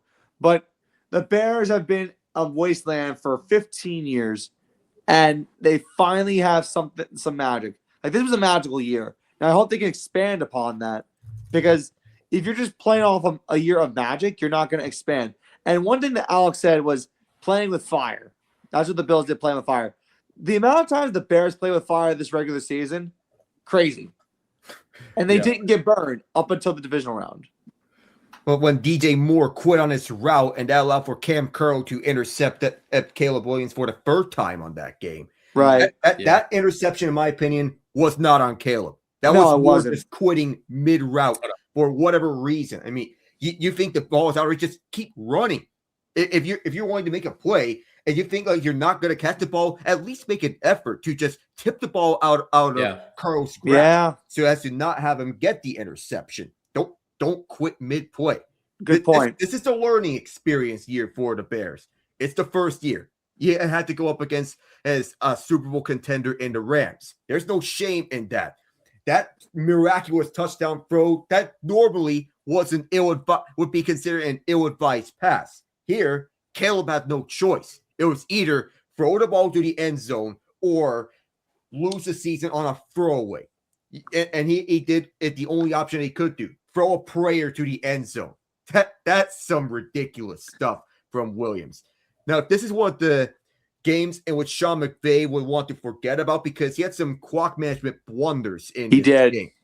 The season on the line. Outside the toss play, outside the jet sweep to Puka Nacua, the Bears were eating almost everything defensively, especially on outside runs. But this was a defensive win for the Rams. Cam Curl and Quentin Lake were two of the best players on that defense for most of the night, with Curl leading the way with 13 tackles. When he was targeted, just 2 catches for 11 yards on 4 targets. That's impressive. And it shows that Chris Shula is head coach material. And I still wish that the Steelers would give him a second interview. That's still stinging to me. Man! But Kyren Williams' redemption needs to be talked about more. This last year, the Rams seem to be in control. Defense forces safety. Williams fumbled, and that's a big reason why the Rams lost. But here, he's redeeming himself as the lead running back for the Rams. More so, he's splitting the carries with Blake Corum. And Jared Verse, he stepped up into a big game player. The rating DROY is now a face of and a focal point of this defense, right opposite Byron Young. The Rams are in good hands with this defense, and we could be seeing another epic shootout between them and the Seahawks tomorrow. Yep, we'll get into the NFC Championship game now, since we discussed both the Seahawks and the Rams. Now, for those of you who wait a minute, you're missing the Patriots and Texans. Okay, fine, we'll get into that. All right, so CJ Stroud, I don't know where to begin. 4 interceptions. It was a 28-12 beatdown, 28-16, and 4 interceptions, 8 total turnovers in this game. Drake made not look too good either. 1 pick and 2 fumbles. And I think the one thing that I said on my mind at the conclusion of that Patriots-Texans game was this. I think C.J. Stroud misses Bobby Slowik a lot right now. because I remember when C.J. Stroud had Bobby Slowick as his offensive coordinator and how sharp he was his rookie year. Then Bobby Slowick left Houston to get another job somewhere else, and now with the new offensive coordinator, C.J. Stroud, I think it's kind of regressed over the last 2 years. I mean, yeah, the Texans are making it to the playoffs and they're winning the wild card game, but you can't play like that in the playoffs. And actually, I know the Texans won the wild card round convincingly against the Pittsburgh Steelers. Sorry, Alec, but C.J. Stroud did not look good. He bobbled 3 snaps. And you're talking about like discipline and preparation and being sharp and poised in the playoffs. C.J. Stroud did not have a good postseason. In those 2 games, he did not look good at all. And I think the Patriots game was like the icing on top of it because that was not elite at all. Not from your franchise quarterback. Now we talked about the Bills hitting the proverbial playoff wall. The Texans have the proverbial divisional round wall. They can't get past the divisional round. Yikes! And looking at this offense with how much it's regressed over the years, and with Nick Caley being a downgrade from Bobby Slowick. Yep. I'm sorry, but I have to say it. Davis Mills would not have changed a thing. No, he wouldn't have. I don't believe that either. Like, I think if you're the Houston Texans, I know that you're probably not going to make a move, but I would evaluate this entire coaching staff, especially offensive staff. Offensive staff, especially. Offensive staff, I'm okay with. Yeah, offensive staff has to be evaluated because your star quarterback who looked good in his rookie year, you can't have mistakes where you throw interceptions into double coverage. You can't bobble snaps. You can't have terrible throwing lanes and not going through your progressions. You can't do that. And that's what C.J. Stroud lacked this entire postseason and even late in the regular season. And Drake May didn't even have a good game either. He did not. I mean, he was a little lackluster for standards in these 2 playoff games. And honestly, for people who are giving the Patriots a chance against the Broncos, let me just tell you something. Drake May cannot have a performance like that ever again. He cannot. I know the Broncos are going to have Jarrett Stidham under center. I know backup quarterback and all of that, but get this. The Patriots losing the backup quarterbacks is nothing that they have not been used to. Look back at Nick Foles for that most famous case. So this AFC Championship for the Patriots is basically the proverbial trap game that they're getting themselves into. Yeah, and honestly, Sean Payton has hyped up Jarrett Stidham a lot. He knows the system. He knows the system, and he knows the Patriots well. Yeah. Once upon a time, he was a former Patriot backup. To Cam Newton and Mac Jones. Correct. And listen, I know that Jarrett Stidham is only making his 4th career start, and he's a journeyman. But the Broncos are going to be at home for this game. It's going to be in Denver, Colorado. Low altitude. High altitude for if you're white. High altitude, excuse me. Yeah. So, and also, this is the first time the Patriots are going west of the Mississippi River all season. Yes. They have not gone west all season. It's crazy to me. Mm-hmm. So this is going to be a environmental test for the Patriots. And I think that Jarrett Stidham might surprise people. I know that they're not giving the Broncos a chance, but sometimes being at home in that type of environment against a team that's gotten lucky in the last 2 playoff games. Keep in mind, the Charger playoff game, Drake May didn't look good either. Yeah, I think the Patriots have been more lucky than good in this postseason run. And sometimes you can only be better. It's better to be lucky than good. Sometimes. I mean, the great Richard Petty once said that, NASCAR legend, and sometimes you'd rather be lucky than good. And the Patriots don't take that on the way to the AFC Championship game. But for how much longer? I don't think that's sustainable. No, I don't think it is either. Now, I will give Mike Vrabel this. The Patriots have been on a massive Cinderella story this year. 10-win turnaround tie for biggest turnaround in a single season in NFL history, along with the 2008 Miami Dolphins and also the 99 Colts. But for me, this is going to be closer than people expect. And actually, I'm more inclined to say the NFC Championship game might be closer than the AFC Championship game, but I still think the AFC Championship game could be competitive. Would you say I'm right, John? No, I completely disagree. Mm-hmm. Is that your Seahawks fandom speaking? The Patriots defense is going to dominate and take over, and the offense for the Broncos will just be very impotent. There are many ways you can go with this. There's a lot. Like, who knows? We might be underestimating Jarrett Stidham, but yes, the Patriots defense is really good. I will say that. But the thing with the NFC Championship game, and they've been hyping this up ever since it was announced that we were going to get Seahawks Rams, number one scoring offense versus the number one scoring defense. And Seattle is no stranger to that because in the Super Bowl 48 game against the Broncos, it was best offense, best defense, and best defense wins. And I feel like most cases, whenever we have best offense, best defense cases, a lot of times best defense wins. A lot of times. Not every time, but that's usually the case.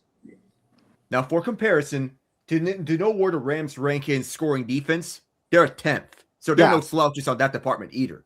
No, no, they're not. They're not.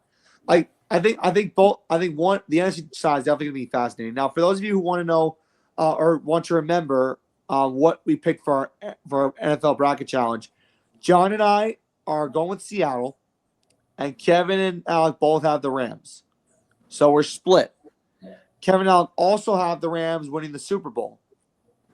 So, along the line here, I'm kind of hoping Seattle pulls it off. Why? Because I want to win the NFL Playoff Bracket Challenge for the second year in a row. Yeah, I'm a competitive dude. We know how far to win. Hey, listen. At least I won something last year in the calendar year. I know I famously came in last in the March Madness Challenge, but hey, listen, I won something. I wonder who won that March Madness Challenge. Oh, God. That would be you. You did. Yeah. Because you were the only one that got the championship right. That's right. Correct. Oh, boy. All right. And now for the AFC Championship game. I'm looking at the playoff brackets now and who we picked. So Kevin picked the Bills are out of it. So, yeah, who are you picking, Denver or New England? I'll say this. I feel like this is going to be kind of similar to the Texans-Patriots game in the sense that if Jarrett Stidham doesn't turn the ball over like C.J. Stroud did and plays terrible, I think Jarrett Stidham, if he plays decently, I think Broncos might have a chance with the defense and secondary that they have. They might.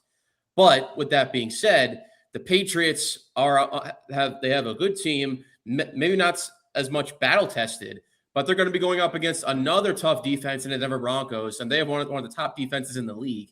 And yes, they're going up against a backup quarterback, so the obvious safe answer is to say the Patriots. But like you said, I think the Broncos can make it a closer game, and Jarrett Stidham could surprise. But I expect Drake May to have a better game than he had last game against the Texans, and I think he should have a better game this time around against the Broncos. And the Patriots' defense is really good. And their offense, I think, is a little bit more potent than the Broncos currently constructed. I know they had some injuries coming into that game, and I think they have some guys coming back, and Patriots as well. Some guys are questionable too. I think that the Patriots just pull it out. I think maybe by a touchdown.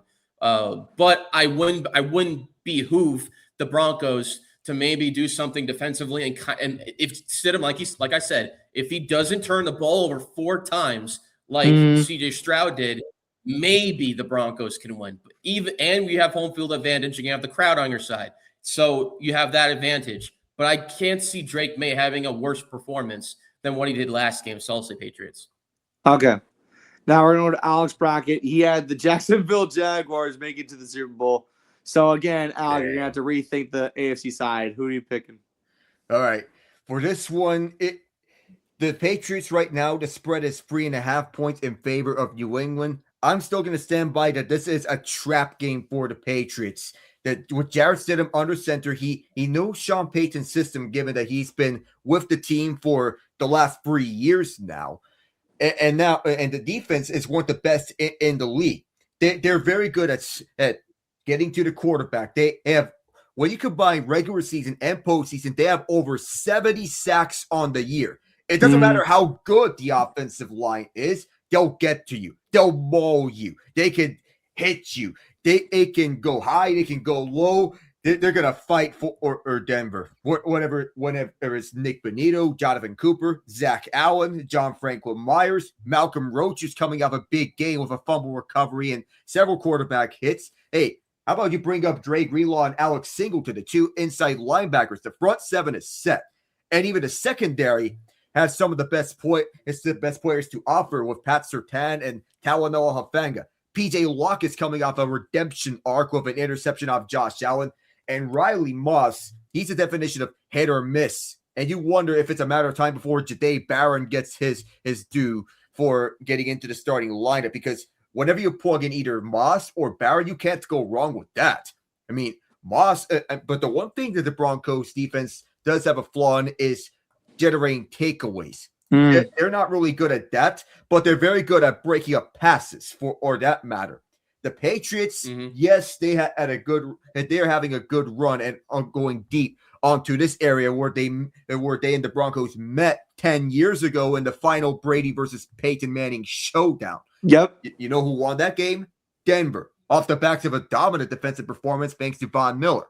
The Patriots are riding high of Drake May, but this is one more chance for him to redeem himself after two lackluster playoff games. Stephon Diggs and Kayshon Boutte were excellent against Houston. And Boutte had that excellent one-handed touchdown grab that'll make OBJ proud. And Ramondre Stevenson's redemption is also one to watch. The weakness for them is left tackle. Will Campbell hasn't looked particularly good. And if he falters, he's going to be easy prey for the Broncos pass rush. The defense has held its own. Christian Gonzalez is a dog. Carlton Davis, dog. Kalavon Chason, redemption arc in New England, may have earned himself another contract here. It's going to come down to who is more battle-tested. But I think, in my mind, the Broncos have been battle-tested up and throughout. And, they like getting into one-score games with just about everyone, no matter how good or how bad the opponent is. It's going to be a one-score contest. That's the only guarantee I'll give you that. And I don't have the hammer with me because I wouldn't be surprised if this goes either way. But guess what? I'm going with the upset. The Colts may have My Little Pony, but the Broncos have Umamusume and South Park on their side. Broncos all the way, baby. Let's go. For those of you who don't know, South Park is located in Colorado. That's crazy. Okay, so I'm gonna go over what I said. I said the Broncos by 14 initially because that was what my bracket had, and then John has the Patriots by 7 in his bracket. Remember, this bracket challenge goes back a couple episodes ago, so what you said a couple episodes ago will be taken down unless there's a significant change. So Alec and Kevin did not have the Broncos or the Patriots in the Super Bowl or in the AFC Championship game. So that's why I had to ask them just to clarify what was going on. Okay. So, wow, guys, it's only an hour and 33 minutes in. We got a lot of time left. You know what? Let's call it right now. Let's do it right away. My favorite segment of the show. It's time for Fresh, Fine, or Fried. The segment where one of us is going to be able to get a sports take in. We got 5 minutes on the clock. Say whatever you want. And at the end of your 5 minutes, you will be rated on a scale of fresh, fine, or fried. Fresh meaning good, fine meaning okay, or fried meaning, boo, you stink. I like using that. Anyway, John is on the hot seat. You got 5 minutes. John, are you ready? I'm ready. Go. We are literally watching a sport explode in front of our eyes. It's not getting ruined. It's not being transformed. It's just exploding because of referees and their bad calls. Poor NFL officiating has affected the outcome of several playoff paths this winter. 2 of them last weekend with the same play call. There's zero accountability, no inside look at how a decision is made, no opportunity to question judgment after the fact. We have a lot going on in NFL crewing situations and how the NFL is not taking accountability for any of this play calling. We had one called an interception and one called incomplete or a catch, and it was basically the same play with the Broncos and Bills and Rams and Bears, and it was called two different ways. So I'm really confused. Like, I've been upset about this for almost half the season because of these controversial flags being thrown. We've been really spoiled with the ACC conference and how they do their booth reviews, because you actually have a camera and microphones in the booth, and you actually see the decision making and how the conversation is going. And I think that's something that the NFL should take a hard look at. What's interesting is that the UFL just had their draft 2 weeks ago, and that league requires each team to redraft players every year. So I don't care if you use players from the reps from the UFL or reps from the college football NCAA, but there should be some sort of farming program to organize and put referees on the same page. And there's a couple ways that I just decided to come with to actually try to fix it. If Roger Goodell is going to take this seriously at all, he needs to give us a bird's eye view throughout the entire process. Number one, no more part-time refs. You want to go be a rocket scientist or a lawyer, and a lot of these guys are, go do that. That's fine. But if you're a ref, you're a full-time ref, and you're focused on getting the play call right. Number three, organize a preseason training regimen, and farm refs from other organized programs. Put them all in the same room and make sure that their mentality is coming from the same perspective. And number three, expand media coverage. Bring us inside the review room, just like the ACC.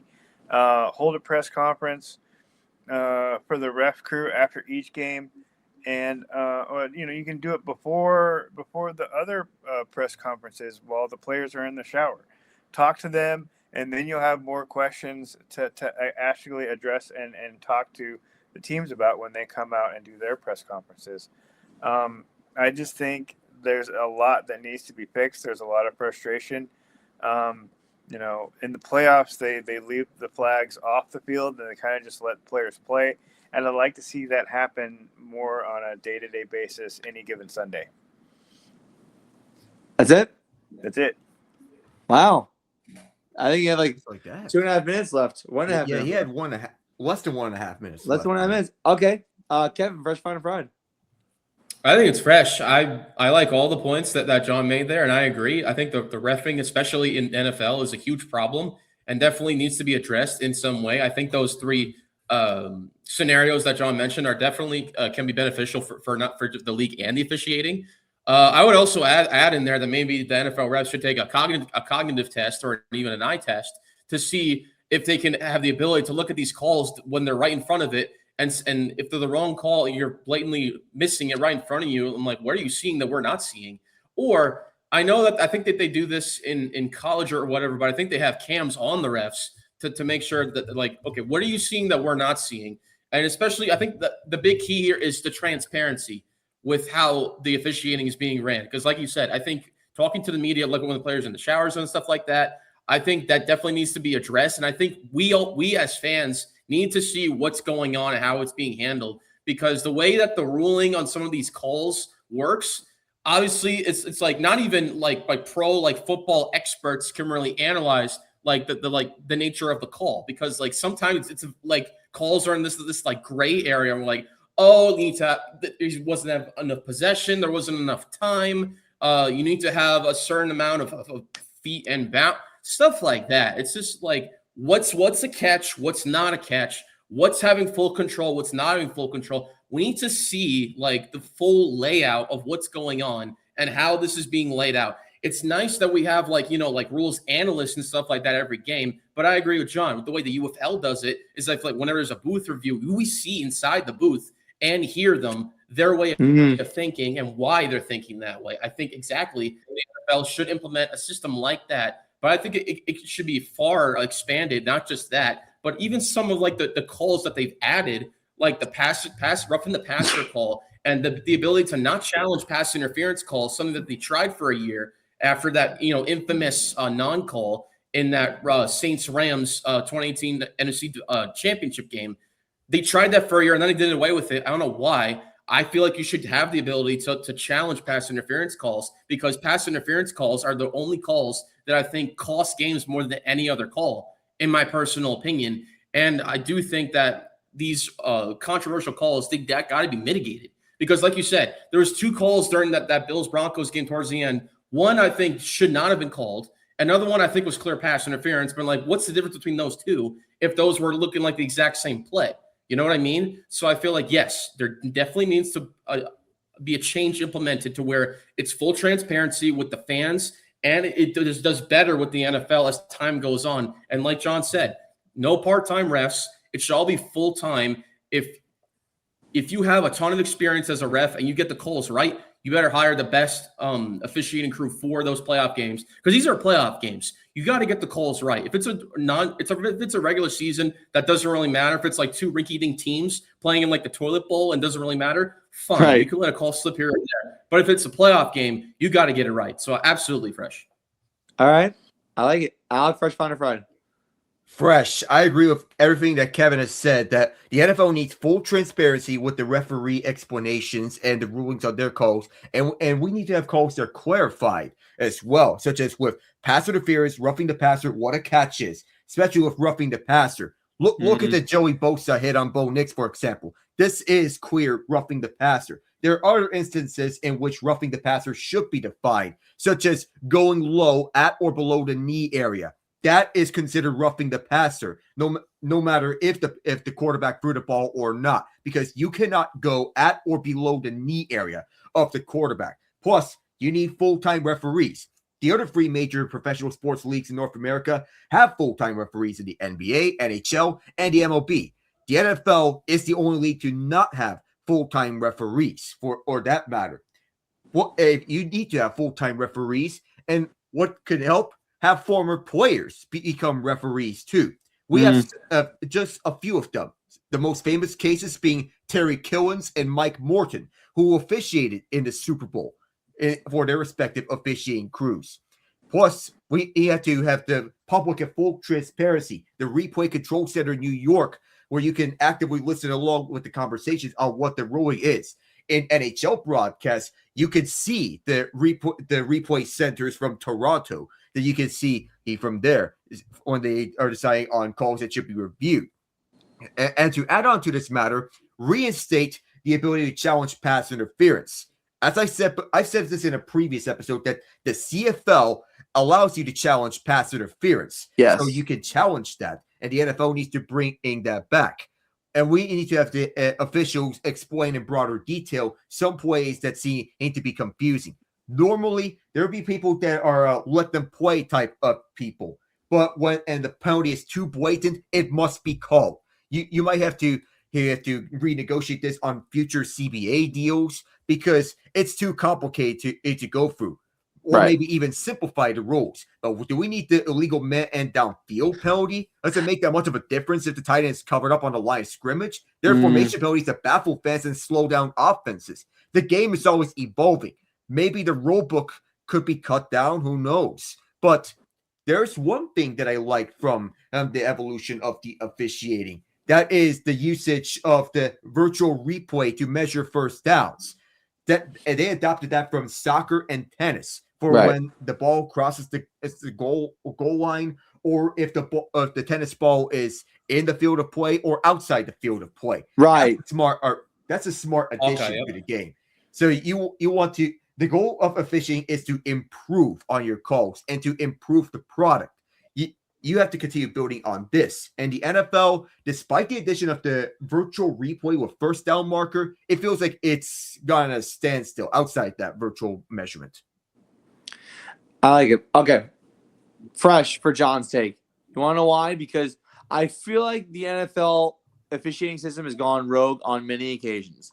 I feel like there are times where officials just let the guys play and they don't really go by the rules, like just to let them play, because it is, it's a tough game to call. And then at the end of the Bills game, you see penalties being thrown that they weren't throwing earlier, but now they are throwing. Like, we need to have a sense of continuity with what we're calling over the course of a game.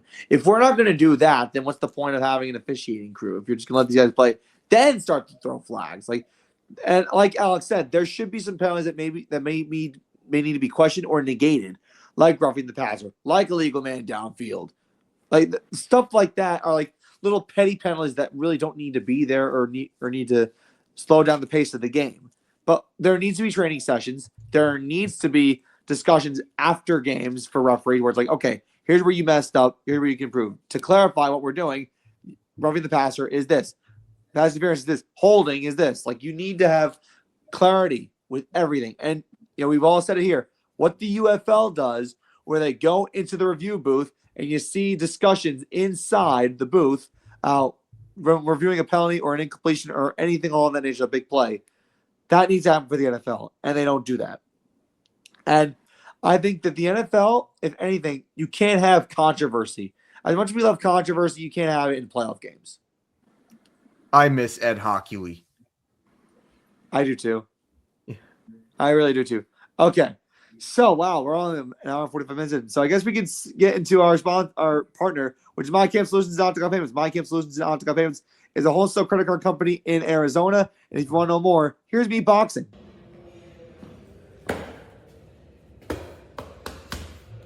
Hey, I'm Matt Sirianni, and I'm a quarter of Foursquare Sports. And if you don't know me by now, I'm all about Octagon Payments and MyCamp Solutions. MyCamp Solutions is the only wholesale credit card company that will give you amazing processing rates without signing a long-term contract. And along with outstanding customer service, this company is a betting favorite against anyone you put in front of them. So sign up today. Go to www.mycampsolutions.com or www.octagonpayments.com and apply now. MyCamp Solutions. It's a first-round knockout.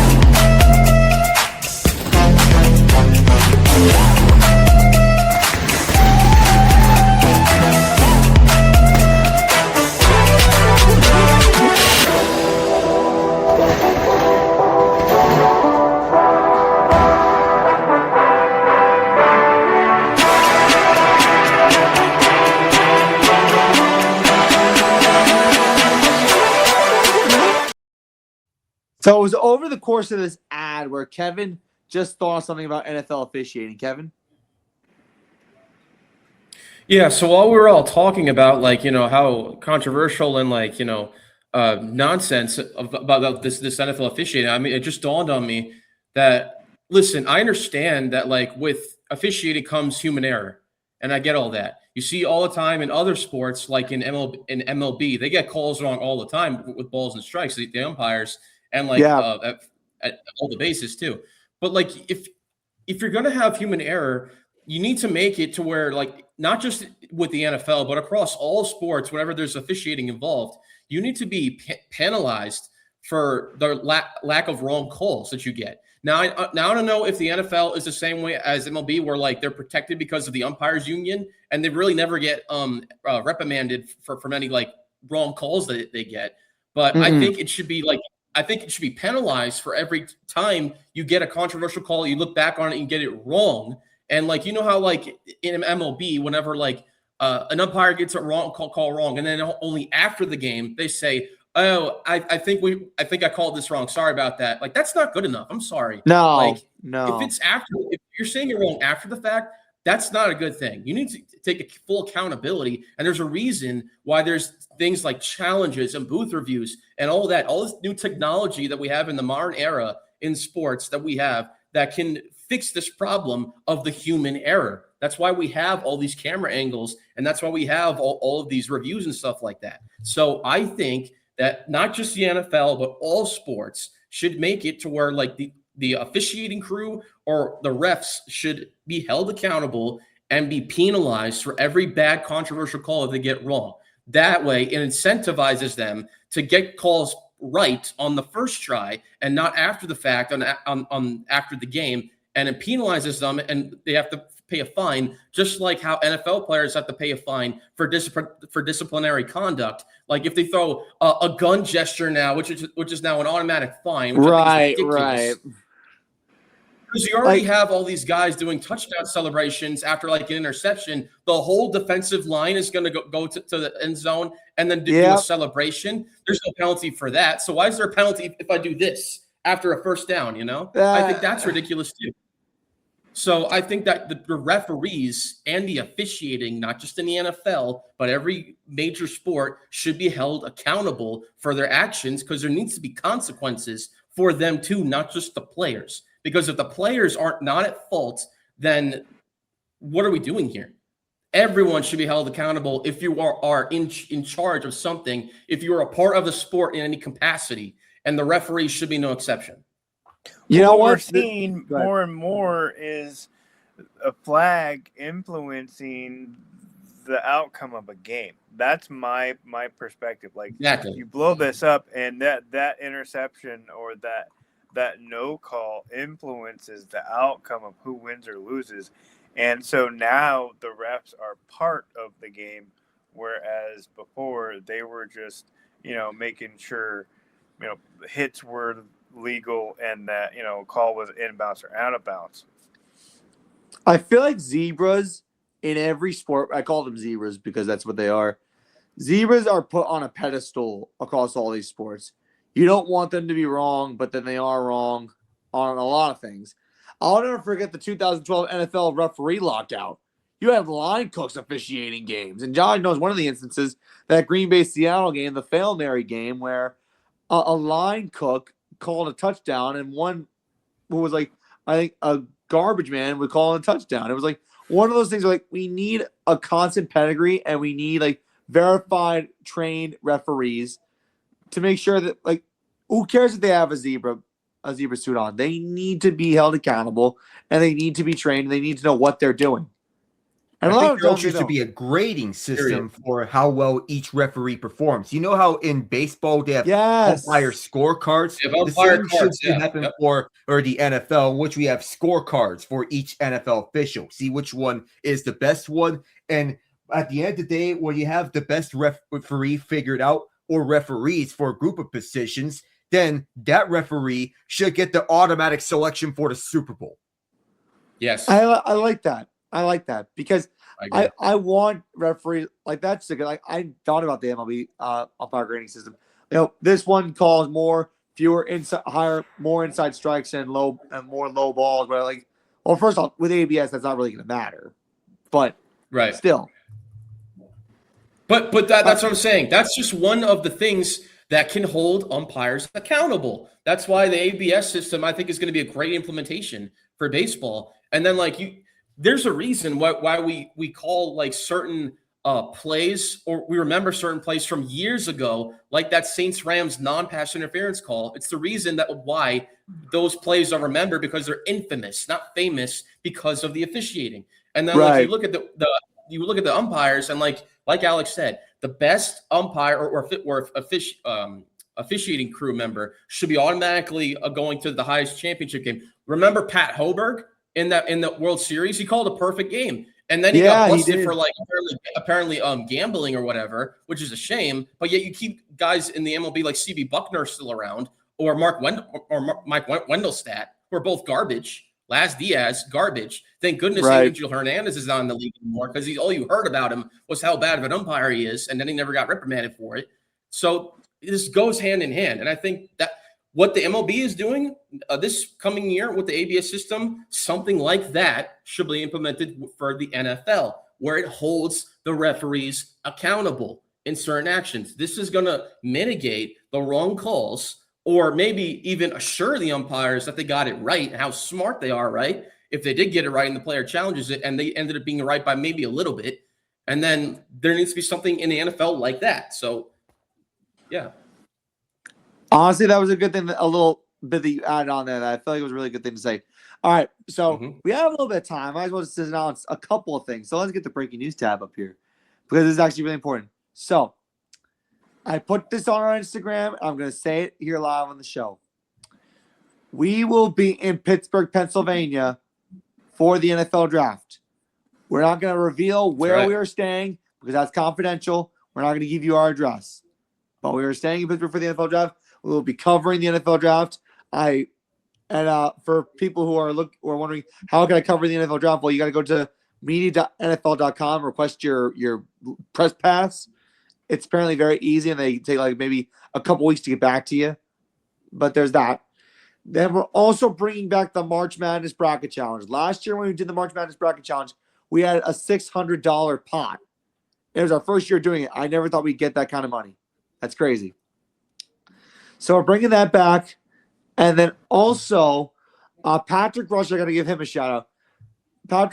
Patrick's Happy Hour Network gave Foursquare Sports their own Discord category or server. Alan knows what I'm talking about, but Patrick gave us our own little thing to tune in for Patrick's Happy Hour. And I got to give Patrick Rush a shout out because he's been behind our backs 110%. And I appreciate him a lot. Like, it's not even just like Foursquare related. It's also outside of Foursquare related. So Patrick is getting a shout out from us for sure about this. And if you want to hang out with us in Patrick's Discord server through the Foursquare Sports forums or stuff like that, come on, join in. We rant. We put up long texts. There's Hilarious Shows videos here and there. I mean, it's a fun environment. And I think like it's all good. Again, congratulations to Hilarious Shows for becoming the best cheesesteak place in the state of New Jersey. Again, I got to say that. They deserve it. And if you saw their latest sandwich, all these cold cuts that they're putting on. If you eat that big sandwich in under 30 minutes, you get a $400 Super Bowl package. That's just too big for our liking. It's a 2-foot sandwich. That's free money right there. It is free money. Hey, listen. Like it's free money for them. I ate a double large pizza in 9 minutes. I touched on that in the very beginning. One thing that Sammy and Ryan would tell you is that I am a beast with food. I probably shouldn't be saying that, but I'm a beast with food. Well, you've got a better iron stomach than I do because that would be tapped out. Honestly, I'd probably have a better iron stomach than Joey Chestnut. Oh, my. Okay. That's bold to say. That's very bold. I'm not afraid to say it. I mean, literally, like that. That literally is bold, but all the power to you. But no, Hilarious Shows is great. Again, they're in Red Bank, Monmouth County. They're in Red Bank. They've been around since 1988. They're celebrating 38 years this year. The guy, Eric, I got to talk to him. They've been getting a lot of business. And, the one time I tried to go in there, they were busy. And, last time, actually, let me just explain the environment while we have a couple minutes. If you go into Hilarious Shows, you'll see all these deli slicers, this long ass line, and then the guys behind the deli are singing "Call Me Maybe" that's blasting over the radio in the place, and they're just slicing sandwiches. They're making sandwiches. They're having a jolly good time. That's what you want to have. You want to have a fun work environment and also a place that has been in business. I think when I saw on an Instagram reel, I think they've been in business since like 1986 or something like that. Something like 88. That. 88. So yeah, they've been around a long time. So like I can see why, with the place always packed, the ridiculous amount of sandwiches that they make on a daily basis is insane. So, and they deserve all the credit that they get. They absolutely do. And one other thing I got to say is that Talercio's, all these sandwiches that they make, Eric is awesome at making the sandwiches and like demonstrating how to make them. And Eric's a good dude. I got to talk to him once before. He was busy, but he actually took the time to talk to me. Great guy. Anyways, for Matt Sirianni, Kim's Lost Colics, Alec Nava, John Welch, I'm Matt Sirianni. God bless you all. Thank you for tuning into this episode of Foursquare Sports. We will be back on Saturday. We've been recording on Fridays the last few episodes before this because NFL action was happening on a Saturday, and we didn't want to intervene. But go Hawks! Go Seahawks! I'm rooting for the Seahawks this Super Bowl. I know Alec and Kev are rooting otherwise, but I will say I'm rooting for Green Day in the pregame show. Yes, Green Day. Go Green Day. Green Day is the Super Bowl pregame show. The first time they're having a pregame show. Green Day. Now, little fun story. I used to when I was in high school, I did theater. We did a musical called American Idiot. It was based on the Green Day album. The story about that is amazing. But I'll get back to that in another day. This has been Foursquare Sports, which is sports at its core. Take care, everybody. Have a good night. Hi, everybody. Christopher Mad Dog Russo here. And you know what I do? Foursquare Sports on Sunday nights, 6 to 8, with all those parts of the country taken care of. Listen all the time. You got it. Mad Dog on Mad Dog Unleashed. Listen to my guys. Listen to my guys.